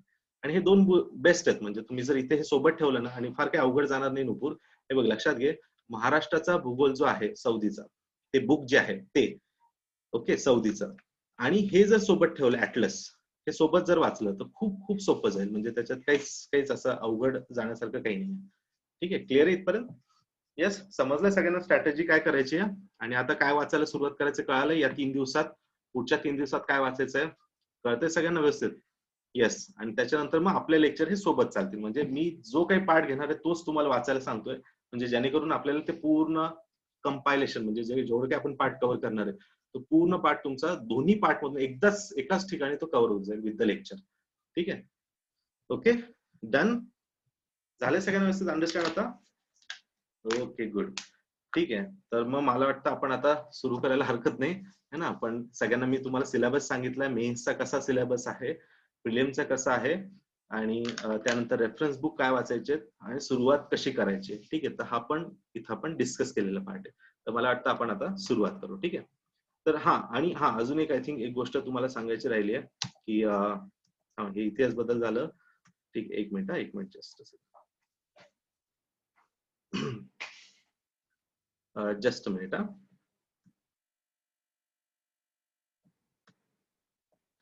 दुसरं येतं बघा, थोडंसं आता तुम्ही लोकसत्ता वगैरे तर व्यवस्थित वाचणारच आहे, त्यात तर काही इश्यूज नाही, म्हणजे तुम्हाला हे डेली वाचायचंच आहे. ठीक आहे. तर त्यानंतर जे काही आता तुम्हाला असं होईल की आता चला, म्हणजे हे ऑफलाईनच्या वेळेस मी काही म्हणजे एक सजेस्ट करत होतो मुलांना की तुम्ही ऑफलाईन, म्हणजे आता लोकसत्ता काही फार, जसं द हिंदू थोडंसं भेटणं अवघड असतं बऱ्याच लोकेशनला, महाराष्ट्रातल्या जे काही बाकी ठिकाणी मुलं राहतात त्यांच्यासाठी, पुण्यात तर भेटायचं समजा, पण लोकसत्ता आता तसंही अवघड झालं आता भेटणं. तर त्यामुळे जे कोणती साईट असेल, म्हणजे आपली जर आपल्या अकॅडमीचं असेल, मी एकदा विचारतो अरविंद सरांना, जर लोकसत्ता जर डेली अवेलेबल होत असेल तर खूपच चांगलं आहे. पण नसेल होत तर आता ऑनलाईन जी कोणती टेलिग्राम वरती कुठेतरी सर्च करा, तिथे तुम्हाला लोकसत्ता डेली भेटायलाच पाहिजे, आपल्या हातात आला पाहिजे. ठीक आहे. लोकसत्ताला तुम्हाला काही ऑप्शन नाहीये. ठीक आहे. तर ते एक चालू ठेवा. योजना आहे, तर योजना पण थोडंसं रीड करत चला, कारण त्याच्यात पण असे काही बरेच टॉपिक येतात की जे जो आपण मेन्सचा टॉपिक आहे भूगोलचा, तर त्यामध्ये तो थोडासा इम्पॉर्टंट असेल. आणि लोकराज्य पण थोडंसं नॉर्मली ओव्हरलुक करा, कारण योजना संदर्भात काहीतरी येऊ शकतं त्यामध्ये. जसं आता जलयुक्त शिवार आहे, यावरती काही लोकराज्यामध्ये काही आलं समजा, तर जलयुक्त शिवारवरती मध्ये तुम्हाला बघणं गरजेचं आहे, कारण आपल्या भूगोलचा लास्टचा जो टॉपिक आहे जलव्यवस्थापन, ठीक आहे, तर मग त्यामध्ये दिलेलं आहे की तुम्हाला तो टॉपिक मग थोडंसं अप्लाइड नॉलेज असतं तिथं गरजेचं, काही डेटा जर चेंज होत आहेत किंवा किती प्रमाणात तो इम्प्लिमेंट झालाय, कोणत्या राज्यात झाला, सॉरी कोणत्या जिल्ह्यांमध्ये व्यवस्थित इम्प्लिमेंट झालाय, तर मे बी ते येऊ शकतं. आणि काही अजून जळगाव पॅटर्न आहे किंवा अजून काही वेगवेगळे पॅटर्न असतील. ठीक आहे. तर तो एक थोडंसं मला वाटतं तिथनं काही वेगळे आउटपुट मिळतील. छोट्या छोट्या काही योजना असतात ज्या बऱ्याच वेळेस HRD मध्ये पण विचारल्या जातात किंवा भूगोलमध्ये पण जलव्यवस्थापन मध्ये विचारल्या जातील. तर त्या मला असं वाटतंय की तुमच्या या योजना आणि जे काही लोकराज्य आहे त्यात चांगल्या कव्हर होतील. ठीक आहे. आणि बाकी मग तुमचं करंट अफेअर्स तर ते वाचायचंच आहे तुम्हाला. करंट अफेअर्स वाटल्यास आम्ही म्हणजे मी एकदा अरविंद सरांशी एकदा बोलेल आणि तुम्हाला सांगेल की मग करंट कोणतं यातलं रेफर करायचंय, आपण नंतर त्याच्यावरती डिस्कस करू.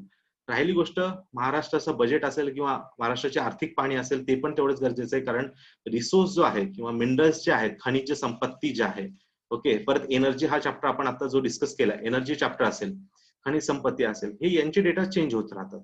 ठीक आहे. की महाराष्ट्राचं समजा आता कोळसा उत्पादन असेल ते कोणत्या लेवलला आहे, तर मग हे तुम्हाला त्या आर्थिक पाहणीतनं किंवा जे काही बजेट आहे त्यातनं काही पर्टिक्युलर टॉपिक असतात, तर त्यातनं ते तुम्हाला कव्हर करावं लागतील. ठीक आहे, सो हे लक्षात ठेवा तेवढं.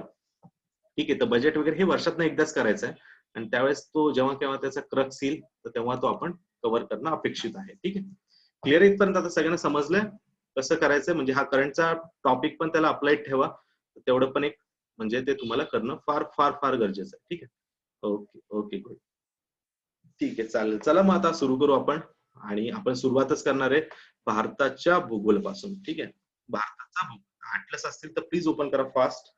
तुमचे जे ऍटलस आहेत तर ते तुम्हाला ओपन करायचे आहेत फास्ट. येस,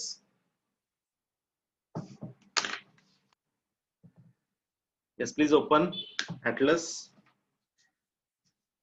ठीक आहे, ज्यांच्याकडे नसेल त्यांनी जर एखादा एक्स्ट्रा मोबाईल असेल किंवा काय असेल तर त्यामध्ये जर तुम्हाला गुगल वरती टाकता आलं, ठीक आहे, की physical and political map of India तरी चालेल. ठीक आहे, तर तसंही एक ओपन करून ठेवा आणि थोडंसं नोट्स पण एक साईडला जसं मी सांगेल तसं क्रिएट करायचं. ठीक आहे, क्लिअर आहे. तर आता बघा की जसं आपला पहिलाच टॉपिक होता की भारताचे भूराजकीय दृष्ट्या जे काही स्थान आहे तर ते किती महत्वाचं आहे, असं काहीतरी एक टॉपिक होता बघा. आपण पहिल्याच टॉपिक मध्ये लास्ट पॉईंट बघितला होता, जो आपल्या सिलेबस मध्ये लास्ट पॉईंट दिलेला आहे. ठीक आहे, की भारताचे जे काही स्थान आहे ते भूराजकीय दृष्ट्या किती महत्वाचं आहे, किंवा एक्झॅक्टली म्हणजे स्ट्रॅटेजिक लोकेशन ऑफ इंडिया असं त्यांनी काहीतरी दिलंय बघा, आपण इंग्लिश मधून जे बघितलं ते. ठीक आहे, तर ते किती महत्वाचं आहे, तर सांगता येईल तुमच्यामध्ये कोणाला का महत्वाचं आहे आपलं हे स्थान? येस, काय महत्वाचं आहे? बरं, चला मी तुम्हाला बेसिक काही आयडिया देतो. आता हा पूर्ण झाला आपला जगाचा काही ग्लोब ज्याला म्हणू शकतो आपण. तर भारत हा अक्षवृत्त, माहिती सगळ्यांना अक्षवृत्त म्हणतो बघा आपण याला, हे माहिती ना सगळ्यांना अक्षवृत्त. ठीक आहे, हे काय अक्षवृत्त. आणि ज्या उभ्या लाईन्स असतात या आपण ज्या 90 डिग्री पोल्स पासून, ज्याला उत्तर ध्रुव आणि दक्षिण ध्रुव, ज्या हे समांतर लाईन इथं आपल्याला दिसतात बघा खालपर्यंत, म्हणजे 90 degree north to 90 degree south अशा ज्या काही कनेक्टेड लाईन्स आहेत तर त्याला आपण काय म्हणतो, रेखावृत्त. ठीक आहे, तो अक्षवृत्तीय दृष्ट्या भारत हा कोणत्या गोलावर जाते? फास्ट, लवकर सांगा. Yes, very nice Aishwarya. Okay, अजून बाकी मुलं सगळ्यांचे रिप्लाय आले पाहिजे इथे. Yes, good good good. तर अक्षवृत्तीय दृष्ट्या काय की भारत हा कोणत्या गोलावर जाते? उत्तर गोलावर जाते. ठीक आहे, आणि रेखावृत्तीय दृष्ट्या कोणत्या गोलावर जाते आपण? पटकन फास्ट. रेखावृत्तीय दृष्ट्या कोणत्या गोलावर जाते आपण? रिप्लाय नाही येते म्हणजे काहीतरी अडचण येते सगळ्यांना. फास्ट. नाही माहितीये, नाही माहिती तर नाही म्हणून सांगा. येस, नाही माहिती तर नो सर, नो आयडिया असं लिहू शकता तुम्ही, म्हणजे मलाही थोडंसं इंटरॅक्टिव्ह वाटेल ते.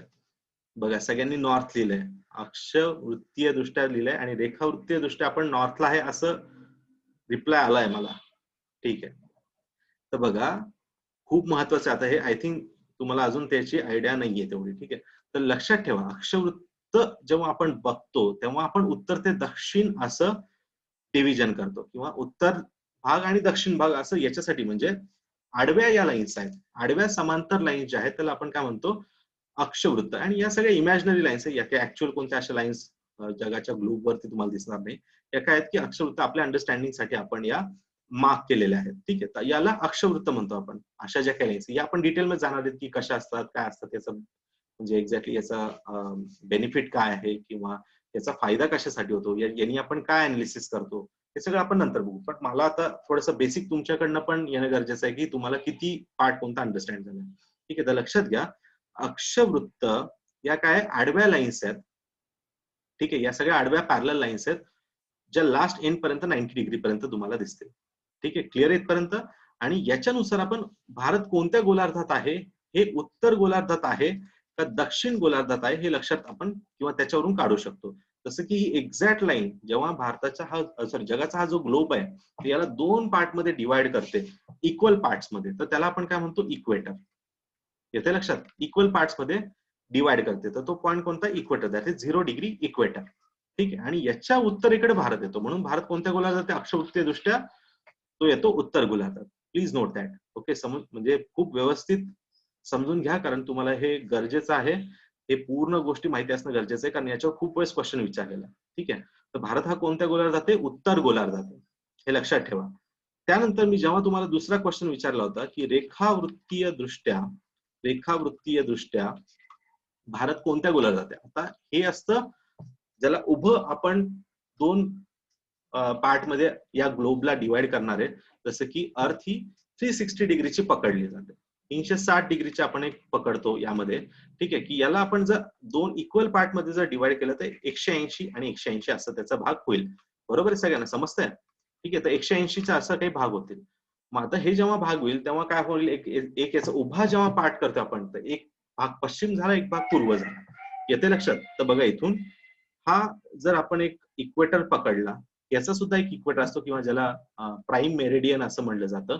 ठीक आहे, की जी पहिली लाईन आहे, ठीक आहे, किंवा जी पहिली रेखावृत्त आहे त्याला प्राईम मेरिडियन म्हणतो, किंवा ज्याला आपण काय म्हणू शकतो अजून, येस, इक्वेटर पण याला म्हणलं जातं, याला सुद्धा इक्वेटर म्हणलं जातं. बट एक आहे की खूप साऱ्या बुक्स मध्ये तुम्हाला अक्षवृत्त हा 0 डिग्री इक्वेटर लक्षात ठेवा, पण रेखावृत्तीय दृष्ट्या पण इक्वेटर असतो, इक्वल पार्ट मध्ये तो अर्थला दोन पार्ट मध्ये डिवाइड करतो. ठीक आहे, तर तो झाला इथे आपण ज्याला म्हणू शकतो की जनरली हा पण एक 0 डिग्री किंवा प्राईम मेरिडियन लक्षात ठेवा, ज्याला आपण जीएमटी वगैरे म्हणणार आहे, पण मी ते आता वर्ड्स तुम्हाला इंट्रोड्यूस नाही करत, कारण ते अजून थोडं नंतर घेऊ आपण.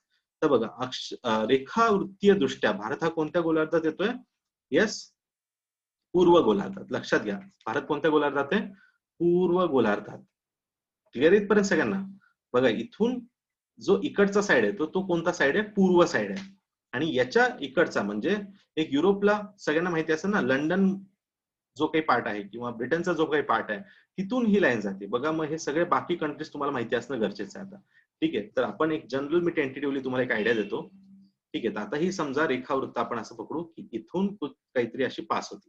ठीक आहे, साधारणतः ही रेखावृत्त जी 0 डिग्री आपण कन्सिडर केली, ठीक आहे, तर ती साधारणतः असं आता थोडं स्ट्रेट एक्झॅक्ट येणार नाहीये, बट एक आपल्याला टेंटेटिव्ह लक्षात येण्या इतकं ठीक आहे. ठीक आहे, तर आता रेखावृत्त म्हणजे काय, की जे उत्तर ध्रुव आणि दक्षिण ध्रुव यांना जोडणाऱ्या अशा काही ज्या काही लाईन्स आहेत बघा इथे, समांतर अशा काही लाईन्स आपण म्हणू शकतो, तर यांना काय म्हणतो आपण? रेखावृत्त. ज्या उभ्या लाईन्स आहेत, आणि आडव्या म्हणल्यावरती काय होतं? अक्षवृत्त. तर या ज्या काही उभ्या लाईन्स आहेत तर याला आपण काय नाव दिलं? रेखावृत्त. आता बघा, इथून दोन पार्ट मध्ये, इक्वल पार्ट मध्ये आपण याला डिवाइड केलं. हा भाग झाला पूर्व भाग आणि हा भाग जो कोणता झाला? पश्चिम भाग. क्लिअर आहे? तर पश्चिम भागामध्ये मुख्यतः कोण येत आहे? North America, south America. आणि पूर्व भागामध्ये, या लाईन पासून पूर्व भागामध्ये कोण आहे? युरोपचा बराच मोठा पार्ट आहे, आफ्रिकाचा मॅक्झिमम पार्ट आहे, एशियाचा पार्ट आहे, ऑस्ट्रेलिया न्यूझीलंडचा पार्ट आहे, जपानचा पार्ट येतो.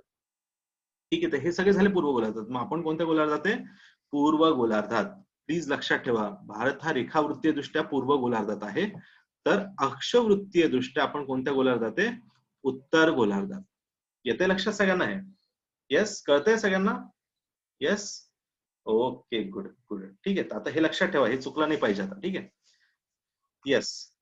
आता या लाईन्सचा फायदा काय आपल्याला? ठीक आहे, तर आता इन शॉर्ट आपण याच्यामध्ये बघू. तर या ज्या लाईन्स आहेत बघा, आता ही आपण म्हणले, आता जीएमटी एक लाईन, आता मी नवीन एक वर्ड वापरतोय, त्याचं नाव आहे जीएमटी, ग्रीनविच मीन टाइम. आता ग्रीनविच हे एक ठिकाण आहे जे की लंडन युके मध्ये येतं, आणि या ठिकाणावरून ही लाईन जाते जी की 0 डिग्री आपण कन्सिडर करू शकतो. ओके, आणि तिथून ही लाईन जाते, म्हणून इथून टाइम हा कन्सिडर केला जातो. बघा आता पृथ्वी कशी फिरते? येस, कुठे कशी फिरते पृथ्वी? सांगा लवकर, फास्ट. पश्चिमेकडून पूर्वेकडे का पूर्वेकडून पश्चिमेकडे? फास्ट. हे माहिती पाहिजे आता सगळ्यांना. येस नाही पायल, येस नाही, काय आन्सर काय ते सांग. येस, पश्चिमेकडून पूर्वेकडे का पूर्वेकडून पश्चिमेकडे? हे आलं पाहिजे बरं का. आणि हा सुद्धा एमपीएससीने क्वेश्चन विचारून झालेला आहे. Yes, very nice Rohan. चला, रोहनला माहिती, बाकी मुलं बाकीच्यांना? Yes, okay, good. चला, इतकं माहिती आपल्याला, म्हणजे अर्थ कशी फिरते? पश्चिमेकडून पूर्वेकडे. ठीक आहे, हे लक्षात घ्या. ठीक आहे, तर हे अर्थचं रोटेशन आहे. आणि यामध्ये आता बघा की नेहमी जो टाइम येणार आहे तो हा जीएमटी नुसारच आपण कन्सिडर करणार आहे, की जीएमटी पासून जर तुम्ही पूर्वेकडे जाल तर तिथे नेहमी टाइम प्लस असतो. येते लक्षात? टाइम हा नेहमी प्लस असतो, म्हणून जीएमटी प्लस प्लस हे जे साईन वापरलं जाईल, मग ते कोणत्याही देशासाठी असेल. ठीक आहे, आता समजा रशिया घेतलं तर जीएमटी प्लस तिथला टाइम किती प्लस आहे, म्हणजे जीएमटी पेक्षा कितीनी पुढे आहे, याचा टाइम काढण्यासाठी आपण मोस्टली या लाईनचा फायदा घेतो. म्हणजे ही एक बेस लाईन म्हणून पकडली जाते. येते लक्षात? आता जसं आपला जीएमटी तुम्ही मोबाईल नवीन घेतात बघा, त्याचा सेट होतो, टाइम तुमचा सेट केला जातो. जसं इंडियन IST पण दिलेलं असतं आणि GMT प्लस असं दिलेलं असतं. तर GMT प्लस जेव्हा तुम्ही नवीन मोबाईल घेता आणि टाइम सेट करता बघा, तिथं GMT प्लस 5.5 तास असं खूप वेळेस दिसेल तुम्हाला. तर प्लस 5.5 तास म्हणजे काय याचा अर्थ? ठीक आहे, तर GMT वरती समजा 0 हा टाइम पकडलाय, तर त्याच्यापेक्षा 5.5 तासांनी आपल्याला पुढे जायचं, असा त्याचा अर्थ होतो. येते लक्षात? म्हणजे आपला टाइम हा काय पूर्वेकडे असल्यामुळे इकडे टाइम हा कधी पण प्लस मध्येच असणार. ठीक आहे, मग तो वेगवेगळ्या जो काही रेखावृत्त आहे, वेगवेगळ्या रेखावृत्तानुसार तो टाइम वेगळा असणार. की जसं आता टाइम कसा असेल की या 0 डिग्रीला समजा आपण आता दुपारचे 12 पकडले, 12 PM. ठीक आहे, येते लक्षात? दुपारचे 12 आहे. तर आता बघा, प्रत्येक 1 डिग्री जशी क्रॉस होईल, आता टोटल या किती डिग्रीज आहेत आपण बघितलं, अर्थ ही पूर्ण ग्लोब किती डिग्रीचा आहे? 360 डिग्री. येते लक्षात सगळ्यांना? किती डिग्रीचा आहे? 360. आणि पूर्ण 360 डिग्री कव्हर करायला किती वेळ लागतात आपल्याला? 24 तास, 24 आवर्स आपल्याला, म्हणजे अर्थला. ठीक आहे, तो स्वतःभोवती एक चक्कर पूर्ण कंप्लीट करण्याकरता तिला किती वेळ लागतो? 24 तास. येते लक्षात? आपला दिवस किती तासाचा असतो? 24 तासाचा. दिवस म्हणजे दिवस आणि रात्र पूर्ण. ठीक आहे, दिवस म्हणजे डे नाही हा फक्त. ठीक आहे, डे अँड नाईट असं आपण पकडला तर किती तासाचा असतो? टोटल 24 तासाचा. तर हे 24 तासामध्ये किती ती कव्हर करते? 360. म्हणजे एक, आपण जर एक बघितलं, एक लॅटिट्यूड सॉरी एक ज्याला आपण रेखावृत्त सॉरी एक रेखावृत्त क्रॉस करायला तिला किती वेळ लागतो? 4 मिनिट. येते लक्षात? प्लीज लक्षात घ्या या गोष्टी. ठीक आहे, 4 मिनिटात ती किती डिग्री कव्हर करते? 1 डिग्री. असं जर तुम्ही कॅल्क्युलेशन लावलं, 24 तासाचं कॅल्क्युलेशन लावलं, तर बघ बरोबर किती येतील तुमचे? 360 डिग्री येतील. कळतंय सगळ्यांना? ठीक आहे, तर हे कॅल्क्युलेशन करा. चला आपण मी तुम्हाला थोडं सोपं करून देतो. तर इथे 15 डिग्री जर मी केलं, तर 15 डिग्री मध्ये किती मिनिट कव्हर होतील? लवकर सांगा, लवकर, फास्ट. हे खूप बेसिक आहे. येस, मॅथ्स तुमचं सीसॅट काम करणार आहे आता. सीसॅट चांगलं पाहिजे त्यासाठी. चला, छान छान छान. स्वातीने पण दिलंय, पायल, सरिस्का, येस, व्हेरी नाईस. तो 15 डिग्री मध्ये किती आहे बघा. आता एकला आपण 15 मल्टिप्लाय केलं तर 15च येत आहे, आणि याला पण 15नीच मल्टिप्लाय करावं लागलं. सीसॅट काम करायला आता तुमचं. ठीक आहे, मग किती झाले टोटल? 60 मिनिट म्हणजे किती झालं? 1 तास. येते लक्षात? म्हणजे एका तासात 15 डिग्री आहे. तर 24 तासात किती होतात? बरोबर 360 चा तुमचा आकडा निघणार आहे. येते लक्षात? म्हणजे एका तासात 15 डिग्री कव्हर होत आहे. क्लिअर आहे? तर मग मला सांगा की इंडियन स्टँडर्ड टाइम जे आपण 5.5 तास म्हणतोय, की GMT पेक्षा पुढे आहे, तर या 5.5 तासाला किती डिग्रीची आपली रेखावृत्त असेल? ही रेखावृत्त किती डिग्रीची असेल? पटकन सांगा, रेखावृत्त किती डिग्रीची असेल? 5.5 तासाला तासाने जा. मला माहिती असेल तुम्ही कुठतरी रट्टा मारलाय, बट तसा नाही करायचा आहे. या तासाला तुम्ही ब्रेक करा. 1 तास म्हणजे किती म्हणले आपण? 15 डिग्री. 5 तास म्हणजे किती? किंवा 5.5 तास म्हणजे किती? ज्यांना अजून व्यवस्थित समजले त्यांनी करा कॅल्क्युलेशन. मी आहे सांगायला, टेन्शन घेऊन असेल तर, पण प्रयत्न तर करा. येस, पटकन. 67. आशिष, कसं 67 येईल? येस, पटकन. नाही, 87 पण येणार पायल. थोडं मॅथ्स मॅथ्स मॅथ्स करायचंय तुम्हाला आता थोडस. मी पहिले झालेल्या मॅथ्स सांगणार. येस, रोहन म्हणतोय 82. आशिष म्हणतोय 82. ओके, पायल पण 82. ठीक आहे. अरे खूप सिंपल आहे, बघा ना. 15 डिग्री म्हणजे 1 तास. ओके, तर मला सांगा, पहिले आपण 5 तासाचाच हिशोब करू. ठीक आहे, तर 5 तास म्हणजे किती डिग्री? आलं ना, मॅथ्सच आलं ना आपल्या इथं. तर 1 × 5 म्हणजे किती? 5 तास. बरोबर आहे. मग याला पण 15ला किती गुणावं लागेल आपल्याला? 5 ने. 15 5 75. चला, इथपर्यंत 75 पण आलो, पण आपल्याला 5.5 तास पाहिजे, 5 तास नाही पाहिजे. तर 75 डिग्री झाले तुमचे. ठीक आहे, 75 डिग्री झाले. पण आता आपण काय म्हणलं? 1 तास म्हणजे 15 डिग्री. मग अर्धा तास म्हणजे किती डिग्री? याला पण अर्धच करावं लागेल ना. 1ला आपण अर्ध केलंय, तर 15ला पण अर्ध केलं किती होतात? 7.5. येते लक्षात? 7.5 डिग्री. मग हे अर्धा तास पण ऍड करावं लागतील या 75 मध्ये. मग 75 प्लस 7.5 किती झाले? 82 डिग्री. प्लस करायचंय. प्लस जेव्हा आलं तेव्हा समजून घ्या, या डिग्रीच्या पुढे तुम्हाला ईस्ट लावायचंय. येते लक्षात? सगळ्यांना काय लावावं लागेल? प्लस जिथं साईन आलं तर समजून घ्यायचं आपण पूर्व गोलार्धात आहे.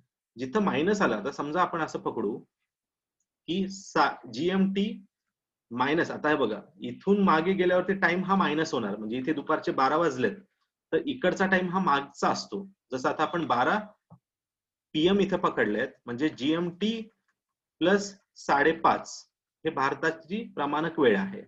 ठीक आहे. मग आता मला सांगा आपल्या इथे किती वाजले असतील? 5:30 PM. क्लिअर आहे? हे समजले सगळ्यांना? 5:30 PM कळाले सगळ्यांना? कारण आपण इथं 12 PM च्या पुढे आहेत, म्हणजे आपण या GMTच्या पुढे आहेत, म्हणून 5:30 तास प्लस झाले आपले. म्हणजे 5:30 संध्याकाळचे 5:30 किंवा संध्याकाळचे आपण 5:30 इथं पकडू शकतो. ठीक आहे. त्याचं कॅल्क्युलेशन पण बघितलं. आता मला सांगा इथे जर GMT मायनस 5:30 असं जर म्हणलं मी, जे की तुमचं नॉर्थ अमेरिका वगैरे कुठलं तरी लोकेशन, ठीक आहे, अमेरिकेमधले नॉर्थ म्हणजे साऊथ दोन्ही पण येऊ शकतात, कारण रेखावृत्त आहे, कोणत्याही पार्ट मधून जाऊ शकतं. पण एक अमेरिका आपण असं कन्सिडर करू की इथून मागे म्हणजे 5:30 तास जात आहे तुम्ही, तर तुम्हाला काय करावं लागेल आता पुन्हा? ठीक आहे, तर तेवढ्यानेच मायनस करावं लागेल. ठीक, म्हणजे 5 तास मायनस केले. ठीक आहे, 5 तास मायनस केल्यावर किती येतात? येस, 12 मधनं दुपारच्या 12तनं मायनस 5 तास आपण केले तर किती येत आहेत? Yes, very nice. आणि अर्धा तास पण बाकी आहे, बरोबर. मग तो मायनस केला तर येस पायल, व्हेरी नाईस. नुपूर, पायल, चला सगळ्यांना जमते आता. म्हणजे सकाळचे 6:30. आलं लक्षात? येते लक्षात सगळ्यांना? म्हणजे इथं काय झाले, सकाळचे 6:30 वाजले. ठीक आहे, तर हे असतं फायदा रेखावृत्ताचा. प्लीज लक्षात घ्या. रेखावृत्ताचे फायदे कळत आहेत तुम्हाला? आपल्याला कोणत्याही ठिकाणचा टाइम जर मी तुम्हाला रेखावृत्त प्रोव्हाइड केलं तर तुम्हाला काढता आलं पाहिजे. जसं आता बघा, मेघालय माहिती सगळ्यांना? मेघालय, येस, मेघालय माहिती सगळ्यांना? Yes, very nice. मेघालयचं कॅपिटल कोणतं आहे? पटकन सांगा, पटकन. मेघालयचं कॅपिटल कोणतं आहे? येस, आशिष, सरिस्का, रोहन, येस, पटकन सांगा. येस, खूप छान. चला, स्वातीने सांगितलं शिलॉंग. Okay, good. तर शिलॉंग पासून बघा एक लाईन जातीये, तर ती लाईन आहे, समजा आपण 90 घेतो मी पहिले, तसं 92 ची जाती, तर 90 डिग्री आहे ईस्ट, कारण आपण पूर्व गोलार्धात आहे. आपला सगळा पूर्ण भारत हा ईस्टच पकडायचा आहे. लक्षात घ्या. भले तो तुमचा गुजरात जरी असेल, गुजरात आपल्या समजा आपण महाराष्ट्राच्या पश्चिमेला आहे, म्हणून तिथे वेस्टने टाकायचंय. ठीक आहे, तर पूर्ण भारतच हा ईस्टर्न गोलार्धात आहे, म्हणजे पूर्व गोलार्धात आहे. त्यामुळे सगळ्या ज्या काही रेखावृत्त आहेत त्या ईस्टच लावणार आपण, म्हणजे टाइम हा प्लसच असणार जीएमटी पेक्षा. ओके, तर मला एक सांगा, 90 डिग्री ईस्टला जर इथे दुपारचे 12 वाजले जीएमटीला, तर 90 डिग्री ईस्टला किती टाइम असेल? लवकर सांगा. येस, 15चा पाडा. 15चा पाडा बघा ना, 1 तास म्हणजे किती? 15 डिग्री. ठीक आहे. येस, आशिषला आलंय. चला, खूप सोपं आहे, काहीच अवघड नाही, काहीच अवघड नाही. चला, छान जमतंय, म्हणजे आता बऱ्यापैकी जमायला लागले सगळ्यांना. ठीक आहे, तर म्हणजे आता शिलाँगला किती टाइम आहे? 6 प्लस. हा हा, चल, ठीक आहे सर. म्हणजे 6 PM लिहा, प्लस नका लिहू असं. 6 PM तुम्ही लिहू शकता. बघा आता सिंपल आहे. 1 तास म्हणजे 15 डिग्री, बरोबर आहे. आता 90 डिग्री म्हणजे किती तास? ओके, तर सरळ आहे, 90 ला डिवाइड करा 15 नी, किती निघतात आपले? येस, 6 येत आहेत, बरोबर आहे. 15 सख 90. ठीक आहे, म्हणजे किती आले? 6 आले. ठीक आहे, आता जर 6 आहे तर आपण ईस्ट लावलेला इथं, मग ईस्ट म्हणल्यावर काय करावं लागेल? प्लसच करावं लागेल. म्हणजे 12 प्लस 6, 6 PM. ओके, आणि हे जर मी तुम्हाला 90 डिग्री वेस्ट म्हणलं असतं, ओके, 90 डिग्री वेस्ट म्हणलं असतं, तर 6 तर मायनस झालेच असते, कारण तेच आहे कॅल्क्युलेशन. 15 डिग्री म्हणजे 1 तास, तर 90 डिग्री म्हणजे 6 तास. पण आता इथं वेस्ट आल्यानंतर मायनस करावं लागेल, म्हणजे सकाळचे किती वाजले? येस, खूप छान रोहन आणि पायल, दॅट इज 6 AM. बस इतकंच लक्षात ठेवा. हेच रेखावृत्ताचं महत्व आहे, किंवा या जीएमटी पासूनच आपण ठरवतो ग्रीनविच मीन टाइम, की टाइम कसा असेल पूर्व गोलार्धात, टाइम कसा असेल पश्चिम गोलार्धात, किंवा ओव्हरऑल जगामध्ये टाइम काढण्यासाठी आपण काय वापरतो? रेखावृत्त. कळालं? समजतंय सगळ्यांना? आता जर मी म्हणलं तुम्हाला की भारताचं सर्वात पूर्वेकडचं जी काही रेखावृत्त आहे, ओके, तर ती काय आहे? एक मिनिट, सॉरी.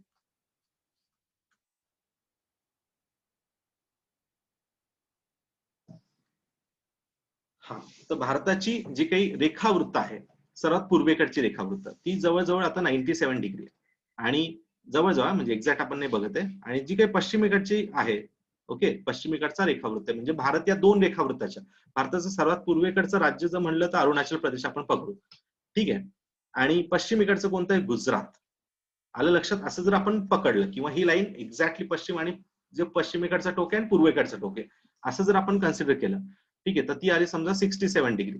ओके, तर मला सांगा या दोघांमध्ये कितीचा डिफरन्स आहे 67 आणि 97 मध्ये? पटकन सांगा, फास्ट. कितीचा डिफरन्स आहे? Okay, good. ओके, नुपूरने दिलंय. बाकीच्यांचं काय? पटपट करा आन्सर. Okay, very nice. तर किती डिग्रीचा आहे? 30 डिग्रीचा डिफरन्स आहे. म्हणजे किती तासाचा डिफरन्स आहे? किती आवर्सचा डिफरन्स आहे? येस, किती आवर्सचा येस, व्हेरी नाईस. किती? 2 तासाचा. 15 डिग्री म्हणजे 1 तास, तर 30 डिग्री म्हणजे किती? 2 तास. म्हणजे भारताचं पूर्वेकडचं टोक आणि पश्चिमेकडचं टोक याच्या मधला तासाचा किती डिफरन्स आहे? 2 तास. म्हणजे आता जर फॉर एक्झाम्पल अरुणाचलच्या ज्या पूर्वेकडचं टोक आहे तिथं जर सकाळचे 9 वाजले, तर मला सांगा या गुजरातचं जे काही पश्चिमेकडचं टोक आहे तर तिथे किती वाजले असतील? येस येस, चला, व्हेरी नाईस. सगळ्यांना आता खूप छान समजलंय. ओके, किती वाजले? 7 AM. मायनसच करायचं आहे. जर तुम्ही पश्चिमेकडे जाणार आहे तर मायनसच करायचं. इथे 9 आहे तर तुम्हाला मायनसच करावं लागेल, 7 द्यावं लागेल. जर मी समजा असं दिलं असतं, ओके, की मी असं दिलंय की पश्चिमेकडच्या टोकाला सकाळचे 10 वाजलेत, तर पूर्वेकडच्या टोकाला किती वाजले असतील? पटकन, फास्ट, इन्स्टंट आन्सर पाहिजे मला. Okay, very nice. म्हणजे बघा, आता पूर्वेकडे चाललोय आपण, पूर्वेकडच्या रेखावृत्ताकडे चाललोय तर प्लसच टाइम करायचा आहे. तर 12 PM. ओके, समजलंय? 12 PM म्हणजे 10 AM प्लस 2, 12 PM. ओके, म्हणजे दुपारचे 12 वाजलेले असतील. ठीक आहे, म्हणजे आलं आता लक्षात सगळ्यांना की रेखावृत्ताचा काय फायदा आहे? कळतंय सगळ्यांना? नक्की. Okay, good good. हे खूप बेसिक आहेत पण हे महत्वाचं आहे, कारण हे कुठे ना कुठे तुम्हाला लागणार आहे. जसं एमपीएससीने क्वेश्चन विचारलेले आहेत की भारताचं पश्चिमेकडचं टोक हे, आता क्वेश्चन बघा, एमपीएससीचा खूप छान क्वेश्चन होता की 67 डिग्री वेस्ट आहे आणि ईस्टर्न टोक हे 97 डिग्री ईस्ट आहे. तर हे बरोबर आहे का? भारताचं पश्चिमेकडचं टोक 67 डिग्री वेस्ट आहे आणि पूर्वेकडचं टोक हे 97 डिग्री ईस्ट आहे. तर हे बरोबर आहे का? Yes or no? Yes or no? केली ना चुकी? आत्ताच तर शिकवलंय तुम्हाला. अरे, पश्चिमेकडचं टोक वेस्ट कसं येईल? मी तुम्हाला सांगतो ना, हा पश्चिम गोलार्ध झाला म्हणजे हे कुठेतरी अमेरिकेत टाकलं तुम्ही याला. तर एवढा मोठा भारत आहे काय आपला? 67 डिग्री वेस्ट. वेस्ट म्हणजे इकडे गेलं ना, मी तुम्हाला सांगितलं ना, याच्या पुढे 0 डिग्रीच्या पुढे सगळा ईस्ट आहे. हा ईस्ट, हा पूर्व गोलार्ध आहे. तुम्ही इथं का तीच चूक करताय? तर हे कोणतं आहे? डब्ल्यू म्हणजे वेस्टर्न हेमिस्फिअर झाला, म्हणजे पश्चिम गोलार्ध झाला, म्हणजे तो तिकडे कुठेतरी US ला गेलाय. एवढा मोठा भारत आहे का आपला? नाहीये. तर लक्षात ठेवा, 67 डिग्री ईस्टच असला पाहिजे. एवढं बारकाईने बघणं फार गरजेचं आहे. इतकं बारकाईने बघावं लागेल हे तुम्हाला. 67 डिग्री ईस्टच पाहिजे. वेस्ट कसा येईल तो? ठीक आहे, आणि हा पण कोणता आहे? ईस्टच पाहिजे, कारण आपण पूर्णपणे भारत हा कोणत्या गोलार्धात आहे? पूर्व गोलार्धात. पूर्ण रशिया एवढा मोठा आहे तो पूर्व गोलार्धात आहे, तर आपण वेस्ट गोलार्धात कसं जाऊ? ठीक आहे, तर अशा चुका करू नका. हे मायन्यूट बघा. आता एमपीएससी असंच तुम्हाला ब्लॉक करणार, म्हणून खूप काळजीपूर्वक लक्ष द्या की आपण काय शिकवतोय, आपण काय ऐकतोय. ठीक आहे, आणि ते इम्प्लिमेंट पण तसं की मी काय लिहितोय इथं आणि तुम्हाला काय प्रश्न विचारतोय ते पण तेवढं काळजीपूर्वक असणं गरजेचं आहे. ठीक आहे, कळालं सगळ्यांना आता की भारत कोणत्या गोलार्धात आहे? येस. Okay, good. ठीक आहे, तर हे झालं रेखावृत्ताबद्दल. ओके, तर आपण आतापर्यंत काय बघितलं? रेखावृत्ताबद्दल. ठीक आहे, तर सध्या भारतापुरतं एवढं सफिशियंट आहे. तर एवढं जरी तुम्हाला समजलं तरी ठीक आहे. ठीक आहे, तर नेक्स्ट आहे, आता बघू आपण की थोडंसं जग समजून घ्या, मग आपण अक्षवृत्त समजून घेऊ. थोडासा ब्रेक देतो तुम्हाला अक्षवृत्त समजायला, तर एकदम 2 लाईनी एकसाथ नको व्हायला. ठीक आहे, तर बघा, आता रेखावृत्त कळालं सगळ्यांना, टाइम साठी इम्पॉर्टंट आहे. जसं आपण बघा, जपानला काय म्हणतो? उगवत्या सूर्याचा देश. म्हणजे सर्वात पहिले सूर्य उगवला जो जातो, सर्वात पहिला टाइम कुठे येतो, असं एक जनरल कन्सेप्शन आहे. तर ते कुठे येतो बघा? जपान. म्हणजे सर्वात पहिले सनराईज यांना बघायला भेटतोय. ठीक आहे, नंतर मग टाइम या सगळ्या देशांना येईल. ठीक आहे, नंतर मग इकडे. ओके, तर असं एक काही कन्सेप्शन आहे, तेवढं एक लक्षात ठेवा फक्त. आणि भारतामध्ये पण जर म्हणलं तर अरुणाचलला सर्वात पहिला जे सनराईज होईल, नंतर मग तो मेघालय, नंतर मग तुमचा वेस्ट बेंगॉल, नंतर युपी, बिहार, असं आपण काही एक अंदाज. तुम्ही पण असं काय करायचं, कधी पण ऍटलस समोर ठेवला तर तशा पद्धतीने ते तुम्हाला तसा विचार करावा लागेल की अरे, मी इथे आहे तर मग पटकन मला तो पॉईंट घ्यायचा आहे. आता हे तुम्ही स्वतःहून करून बघायचं आहे की समजा इथे दुपारचे 12 वाजले. ठीक आहे, तर मग हे तुम्हाला स्वतःहून करायचे. काही एक्झाम्पल स्वतः सेट करा. ठीक आहे, की आता समजा अरुणाचल प्रदेशमध्ये किंवा त्याच्या थोडंसं अलीकडे 92 डिग्रीची कुठे लाईन आहे, तर हे तुम्हाला करून बघायचंय की किती टाइम असेल. ठीक आहे, थोडी प्रॅक्टिस करा, खूप सोपं आहे, काहीच अवघड नाही. ओके, हा रोहनचा काही क्वेश्चन आहे लोकेशन साठी नाही. लोकेशन साठी फक्त अक्षवृत्त कामाचं नाहीये. आता बघा, आता हे झालं रेखावृत्त. ठीक आहे, आता बघा अक्षवृत्त. आता मी समजा हे अक्षवृत्त पकडलं आपण, इक्वेटर ज्याला दोन पार्ट मध्ये डिवाइड करतोय हा. ओके, इक्वल पार्ट्स मध्ये त्याला इक्वेटर असं म्हणतो आपण, इक्वल पार्ट मध्ये डिवाइड करतो म्हणून. ठीक आहे, मग आता हे झालं अक्षवृत्त. ओके, अक्षवृत्तामध्ये जर आपण इक्वेटर हा 0 डिग्रीचा इक्वेटर पकडतोय, तर वरती किती टोटल 90 डिग्रीचा पोल असतो, तर 90 डिग्री पर्यंत आहे, आणि साऊथला पण 90 डिग्री पर्यंत साऊथ आहे. तर फक्त याला एन कधी लावणार आहे, तर जेव्हा तो भाग हा उत्तर गोलार्धात आहे तेव्हा त्याला आपण त्याच्या समोर काय लावतो, एन लावतो. जसं भारताचं भलेही दक्षिण टोक हे कुठं आहे सगळ्यांना माहिती असेल, कुठे आहे दक्षिण टोक भारताचं? येस, फास्ट सांगा, कोणतं आहे? कोणतं आहे भारताचं दक्षिण टोक? येस, कन्याकुमारी. आशिष, भारताचं दक्षिण टोक रोहन, भारताचं. अंटार्क्टिका कसं येईल? भारताचं विचारतोय. पायल पण कन्याकुमारी आहे. ओके, चला रोहननी अंदमान दिलंय, गुड, व्हेरी नाईस. चला बाकी तर कन्याकुमारी बघा, भारताचा जो मुख्य भाग आहे त्याचं कन्याकुमारी झालं, पण अंदमान निकोबार पण तर आपलाच भाग आहे ना. तर मग त्याचं दक्षिण टोक कोणतं आहे? इथे इंदिरा पॉइंट, लक्षात ठेवा, इंदिरा पॉइंट हा भारताचं सर्वात दक्षिणेकडचं टोक आहे. आणि जे की कोणत्या डिग्रीचं आहे? 6 डिग्री. पण हे काय झालं आता? अक्षवृत्त झालं. ठीक आहे, जे की आडव्या लाईन्स आपण म्हणतोय, तर ते अक्षवृत्त झालं.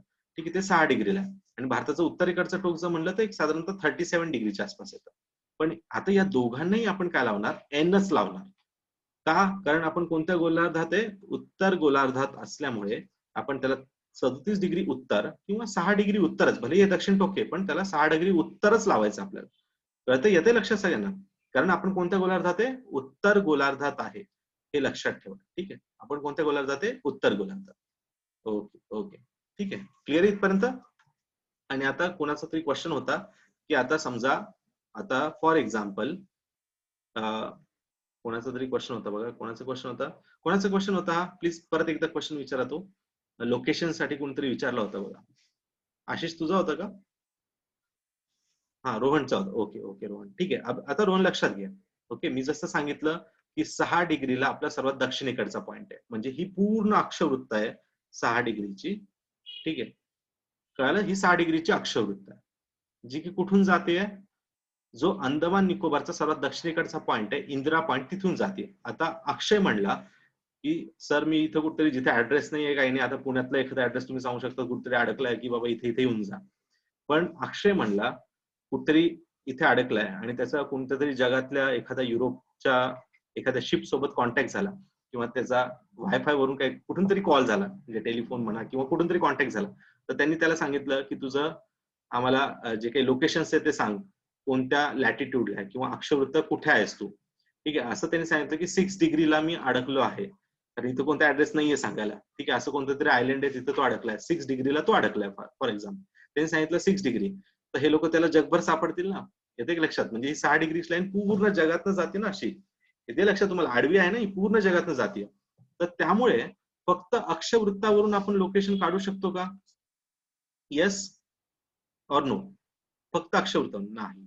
ठीक आहे, तर येते रोहनला पण लक्षात आलंय. चला पायल, ठीक आहे, तर आपण अक्षवृत्तांना लोकेशन काढू शकतो का? नाही, फक्त अक्षवृत्त नाही. तर आपल्याला इथे काय करावं लागेल की रेखावृत्त पण पकडावं लागेल, की एक रेखावृत्त आणि अक्षवृत्त जिथे इंटरसेक्ट होतात तो पॉइंट युनिक असतो, म्हणजे त्या पॉइंट हे फिक्स पॉइंट असतो तो. की समजा इथं आता फॉर एक्झाम्पल एक 90 डिग्रीची लाईन इथून क्रॉस होती. ठीक आहे, मेघालयाच्या खालीच आपण एक जनरल पकडलं तर 90 डिग्री आपण घेऊ शकतो, 90 डिग्री ईस्ट. हा, याला आपण नॉर्थ आणि साऊथ नाही म्हणणार, कारण हे कोण आहे? रेखावृत्त आहे. रेखावृत्त पूर्व आणि पश्चिम असंच असतं, ईस्ट किंवा वेस्ट असतं. आणि ही 6 डिग्री कोणती आहे? नॉर्थ लॅटिट्यूड आहे, म्हणजे अक्षवृत्त आहे. ठीक आहे, तर 6 डिग्री नॉर्थ आणि 90 डिग्री ईस्टला माझं त्यांनी जे काही लोकेशन आहे ते असं सांगितलं की 6 डिग्री नॉर्थ आणि 90 डिग्री ईस्ट असं त्यांनी सांगितलं. म्हणजे याचा अर्थ काय झालं? 6 डिग्रीची अक्षवृत्त आहे आणि 90 डिग्रीची रेखावृत्त, जिथे इंटरसेक्ट होतात तिथं मी अडकलोय. तर बघा हा पॉइंट कॉमन असतो. येते लक्षात? हा पॉइंट काय असेल? कॉमन असेल, ईस्ट असेल तर. बरोबर आहे. आणि सगळ्या गोष्टी म्हणजे जेव्हा लोकेशन काढायचं तेव्हा अक्षवृत्त अधिक रेखावृत्त या दोघांचा मिळून तिथं काय करता येईल? लोकेशन काढण्यासाठी दोघांचा फायदा घ्यावा लागतो. ठीक आहे, म्हणजे दोघांनाही कन्सिडरेशन करावं लागतं. ठीक आहे, क्लिअर इथपर्यंत? समजलंय लोकेशन काढायला काय गरजेचं आहे? ओके ओके ओके ठीक आहे. अक्षरवृत्ताचा एक फायदा अजून बाकी आहे, तो आपण थोडस नंतर डिस्कस करू. ठीक आहे, इथपर्यंत कळालंय सगळ्यांना? ओके ठीक आहे, गुड, व्हेरी नाईस. ओके, तर मी तुम्हाला आता उद्या लेक्चर सुरू झाल्या सगळ्यांना विचारणार आहे. ठीक आहे, बरेच क्वेश्चन विचारणार आहे रेखावृत्त आणि अक्षवृत्तावर, तर सगळ्यांना आले पाहिजे. ठीक आहे, तर चला आपण थोडंसं भारत बघू आता. ठीक आहे, तर भारताचं आता लोकेशन कळालंय, कोणत्या गोलार्धात आहे भारत रेखावृत्तीय दृष्ट्या. पटकन सांगा आता, आता भारत कोणत्या रेखावृत्तीय दृष्ट्या कोणत्या गोलार्धात आहे आपण? चला आता सगळ्यांना आलं पाहिजे, फास्ट. ओके चला, व्हेरी नाईस, आता येतंय बघा सगळ्यांना. ठीक आहे, गुड, व्हेरी नाईस. ठीक आहे, आता आपण कोणत्या गोलार्धात आहे? पूर्व गोलार्धात. आणि अक्षवृत्तीय दृष्ट्या कोणत्या गोलार्धात आहे आपण? अक्षवृत्तीय दृष्ट्या कोणत्या गोलार्धात आहे आपण? व्हेरी नाईस, कोणत्या गोलार्धात आहे? उत्तर गोलार्धात आहे, अक्षवृत्तीय दृष्ट्या.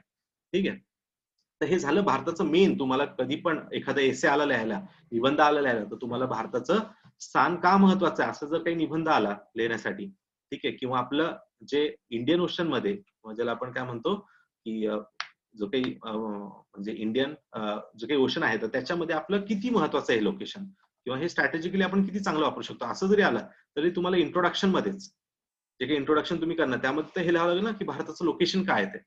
त्यामुळे हे खूप महत्वाचं आहे. प्लीज लक्षात ठेवा की आपलं रेखावृत्ती आणि अक्षवृत्ती कसं लोकेशन आहे ते. सेकंड आहे की आपल्याला, जसं आता तुम्ही काही वेळापूर्वी मला एक सांगितलं की आपलं दक्षिणेकडचं टोक हे कोणतं आहे? येस, दक्षिणेकडचं टोक तुम्ही सांगितलं होतं मला, कन्याकुमारी फॉर एक्झाम्पल. तर हे झालं आपलं मेन जो काही द्वीपकल्प आहे तिथलं लोकेशन. आता द्वीपकल्प म्हणजे काय? की जेव्हा कोणत्याही जमिनीचा जो काही भूभाग असेल किंवा कोणत्याही जमिनीला तीन दिशांनी जर पाणी लागलेलं असेल, किंवा ओशन किंवा सी लागलेला असेल, समुद्र किंवा महासागर लागलेला असेल, तीन दिशांनी, ठीक आहे, आणि एका साइडला तिच्या पूर्ण लँडनी कनेक्टेड आहे, एक साइड पूर्ण लँडनी कनेक्टेड किंवा जमिनीनी किंवा भूभागाने कनेक्टेड आहे. ठीक आहे, तर तेव्हा त्याला आपण काय म्हणतो? द्वीपकल्प, ज्याला इंग्लिशमध्ये आपण काय म्हणणार आहे? पेनिन्सुला. ठीक आहे, द्वीपकल्प लक्षात ठेवा. तर भारताचा असा द्वीपकल्प म्हणू शकतो का आपण? येस. का? कारण भारताच्या पश्चिमेला कोण आहे? अरबी समुद्र. दक्षिणेला कोण आहे? Yes, Indian ocean. आणि पूर्वेला कोण आहे? बे ऑफ बेंगॉल. ओके, बंगालचा उपसागर. म्हणजे याचा अर्थ काय की तीन साइडला, तर चला हाफ डेफिनेशन तर आपली बरोबर आली आहे की तीन साइडला वॉटरनी कनेक्टेड आहे, पण एक भाग हा जमिनीने काय कनेक्टेड पाहिजे पूर्णपणे, तर तो सुद्धा आहे जो युरोप सॉरी एशियाचा जो काही भाग आहे, एशियाचा लँड जो पार्ट आहे, एशियनचा कॉन्टिनेंटचा पार्ट आहे, तर त्याच्याशी हा भाग जोडलेला आहे. म्हणजे उत्तरेकडचा भाग काय याच्याशी कनेक्टेड आहे, म्हणून हे सुद्धा डेफिनेशन मध्ये बरोबर आहे. म्हणून भारताचा द्वीपकल्प असं म्हणू शकतो आपण. येस, डेफिनेटली म्हणू शकतात. हा काय भारतीय द्वीपकल्प आहे, कारण तीन साइडनी पाणी लागलेलं आहे. क्लिअर इथपर्यंत? आणि आता हे जे अरबी समुद्र आहे किंवा इंडियन ओशन आहे, ओके, किंवा बे ऑफ बेंगॉल आहे, ठीक आहे, तर याचं काय महत्व आहे? म्हणजे याच्या असण्याने काही फायदा झालाय का आपल्याला? येस, सांगा पटपट. येस, काही फायदा आहे का याचा? Yes or no? Very nice Rohan. रोहनचं असं म्हणणं आहे की रिसोर्सेस खूप चांगले आहेत, जे काही साधन संपत्ती आहे किंवा जी काही समुद्रापासून जी मिळणारी साधन संपत्ती आहे, की जसं आपल्याला फिशिंग म्हणता येईल है ना, हे पण महत्वाचं आहे, की जसं मासेमारीसाठी महत्वाचं असू शकतं. अजून काय असेल का? Yes. Yes, very nice Nupur. Connection to the rest of the world, म्हणजे आपण इतर देशांशी पण कनेक्टेड होऊ शकतो. पण तसं तर लँडनी पण कनेक्टेड होतात नुपूर. मग याच्यातनं काय असं वेगळं काय की इथून तुम्ही दुसऱ्या देशाशी कनेक्टेड होऊ शकता? मला जो एक एक्झॅक्ट पॉइंट पाहिजे तुमच्याकडून. येस, व्हेरी नाईस आशिष, खूप छान दिलायस तो पॉइंट. तर तो आहे ट्रान्सपोर्ट. ठीक आहे, तर ट्रान्सपोर्ट म्हणजे काय की इथून आपल्याला सर्वात महत्वाचं लक्षात ठेवा की जे काही ट्रान्सपोर्ट आहे किंवा ज्याला आपण दळणवळण ज्याला म्हणतो, ठीक आहे, तर त्याच्यात बघा कोणते कोणते प्रकार असतात ट्रान्सपोर्ट मध्ये. एक तर रेल्वे असू शकते, ओके, एक तर रोडवे असू शकतात, ओके, नेक्स्ट आहे काय असेल? येस, एअरवेज असू शकतात, ओके.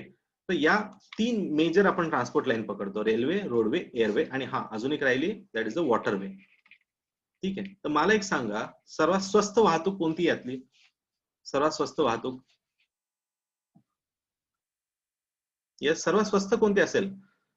आता समजा मला एखादं क्रूड ऑइलचं कन्साइनमेंट आहे, खूप मोठं कन्साइनमेंट आलंय माझ्याकडे क्रूड ऑइलचं, की 100 बॅरल माझ्याकडे ऑइल येणार आहे माझ्या इंडियामध्ये, ठीक आहे, तुमचा पण इंडिया, ठीक आहे, आपल्या इंडियामध्ये 100 बॅरल येणार आहे, तर मी कोणत्या वेनी याला प्रेफरेबल असेल, की एअरवेनी फ्लाईटने आणू का रोडवेने आणू का रेल्वेने आणू का वॉटरवेने आणू?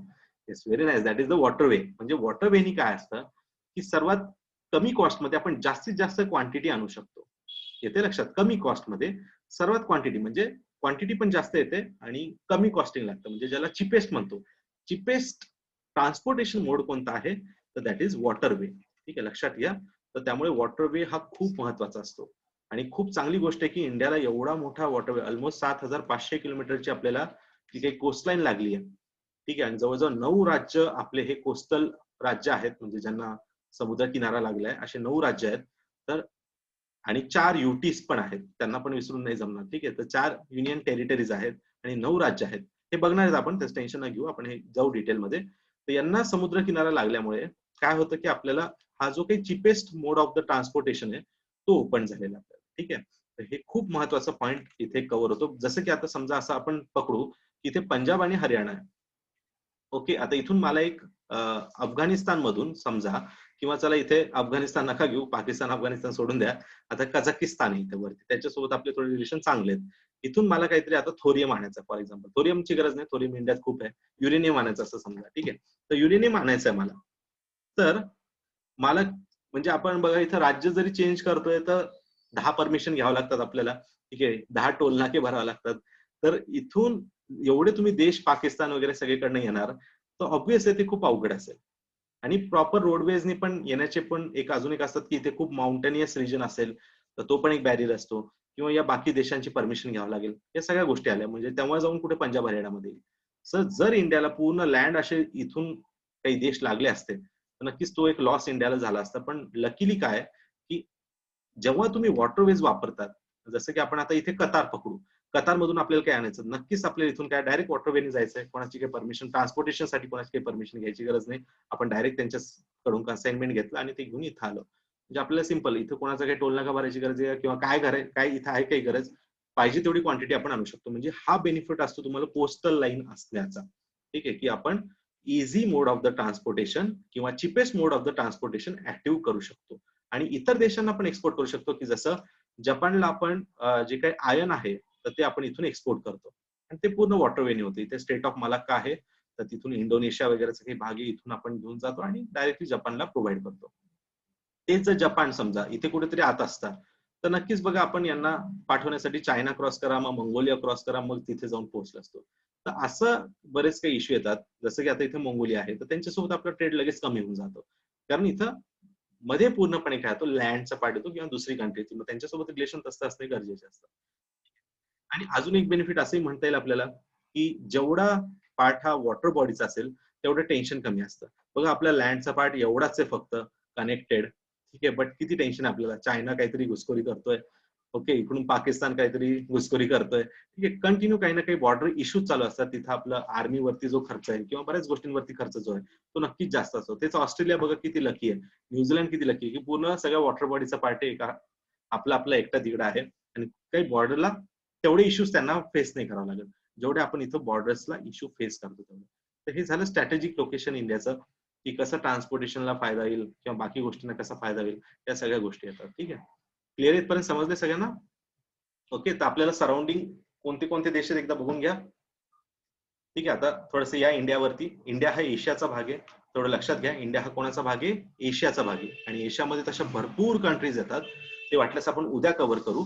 पण ऍटलिस्ट आज एक अपेक्षित आहे मला की थोडंसं आपण एकदा बघून घेऊ की कोणते कोणते देश भारताला कनेक्टेड आहेत. उद्या मी एशिया पूर्ण तुम्हाला सांगेल की नॉर्थ एशिया काय, ईस्ट एशिया काय, साऊथ ईस्ट एशिया काय, तो साऊथ एशिया सार्क काय आहे, त्यानंतर मिडल एशिया काय आहे. कारण हे थोडंसं तुम्हाला ऍज अ जॉग्राफी स्टुडंट म्हणून माहिती पाहिजे. ठीक आहे, म्हणजे तेव्हा आपण सुरू करण्याच्या आधी, कारण मी तुम्हाला काही रेफरन्स दिला की कझाकिस्तान बघा तर तुम्हाला ते माहिती पाहिजे कुठे आहे. ठीक आहे, तर तसा प्रॉब्लेम नको यायला, म्हणून आपण थोडंसं उद्या एशिया तरी बघणार आहे ऍटलिस्ट. ठीक आहे, तर मिडल एशिया काय, वेस्ट एशिया काय, मिडल ईस्ट एशिया काय, ते एवढं एशियाचा पार्ट बघू आपण, फक्त लोकेशन्स आणि कोणत्या कंट्रीज येतात, आणि त्यानंतर मग आपण इंडियाच्या स्टेट्सवर जाऊ. ठीक आहे, तर उद्या तुम्हाला लेक्चरच्या आधी थोडंसं काय करायचंय की इंडिया आणि त्याचे स्टेट्स व्यवस्थित बघायचे, किती स्टेट्स आहेत, किती युटीज आहेत, ते व्यवस्थित बघायचं आणि कोणते कुठे कुठे आहेत, आणि जमलं तर सगळ्यांचे कॅपिटल. ओके, तर हे सगळ्यांची कॅपिटल थोडेसे बघून घ्या. आज मेघालयचं कॅपिटल बऱ्याच जणांना माहित नव्हतं. ठीक आहे, तर तसेच कॅपिटल थोडेसे नीट बघून या उद्या. ठीक आहे, कळतंय मी काय म्हणतोय? State from the Jammu Kashmir ते थेट केरलापर्यंत किंवा सगळ्या याचे, आणि वेस्ट गुजरात पासून अरुणाचल पर्यंत सगळे स्टेट मी जर तुम्हाला म्हणलं, फॉर एक्झाम्पल मी तुम्हाला म्हणतोय सिक्कीमच्या पुढे जा, सिक्कीमच्या ईस्टला जा, तर तुम्ही भूतानलाच गेले पाहिजे. भले तो आपला स्टेट नाहीये, पण तुम्हाला माहिती पाहिजे त्याच्या पुढे भूतान आहे, आणि भूतानच्या पुढे मग अरुणाचल येतोय. तर डायरेक्ट सिक्कीम नंतर डायरेक्ट अरुणाचल स्टार्ट होत नाही. ठीक आहे, तर ऍटलीस्ट एक जनरल तेवढं नॉलेज पाहिजे. किंवा मी म्हणलं नागालँड, नागालँडच्या दक्षिणेला जा, तर तुम्ही अरुणाचलला नाही गेले पाहिजे.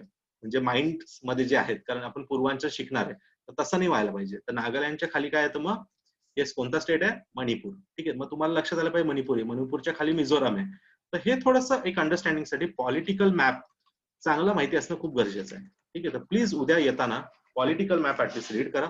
गुगल वरती आरामात तुम्हाला भेटून जाईल पॉलिटिकल मॅप ऑफ इंडिया आणि त्याचे कॅपिटल्स. क्लिअर सगळ्यांना समजतंय? मग हे झाल्यानंतर थोडंसं इंडिया वगैरे इंट्रोड्यूस झाला, बॉर्डर्स बघितल्या, काय काय इम्पॉर्टंट ते बघितल्यानंतर आपण भारताचे प्राकृतिक विभाग सुरू करणार, जो की सर्वात महत्वाचा टॉपिक आहे. आणि तो आपण उद्या सुरू करू. भारताचे म्हणजे उद्या मोस्टली होऊन जाईल सुरू, भारताचे प्राकृतिक विभाग. ठीक आहे, क्लिअर आहे सगळ्यांना? ओके ओके, ठीक आहे, चालेल है ना. तर चालेल, मागच्या पुरती एवढं ठीक होतं. तर करा अभ्यास. मी तुम्हाला आज बऱ्याच गोष्टी दिल्यात आता करायला येणाऱ्या पूर्ण आठवड्यासाठी. ते आपण पूर्ण टाइम टेबल बनवा, व्यवस्थित त्याचं शेड्यूल बनवा, आणि आज जे दिले ते पण करून घ्या. ठीक आहे, ओके, चालेल है ना. चालेल, मग थँक्यू, आणि भेटू उद्या आपण सेम 5 वाजता आपला टाइम असेल.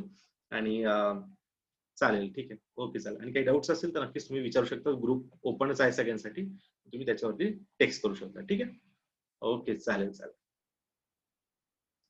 Yes, Jyoti, I think you can get overall the recording. Okay, just you can just refer. You have to just refer to the Arvind sir. ठीक आहे, so Arvind sir ने एकदा बोला तुम्ही, होऊन जाईल तुमचं. Okay, चालेल Rohan. Okay, okay, thank you everyone. Okay, okay, चालेल, bye. Have a nice day.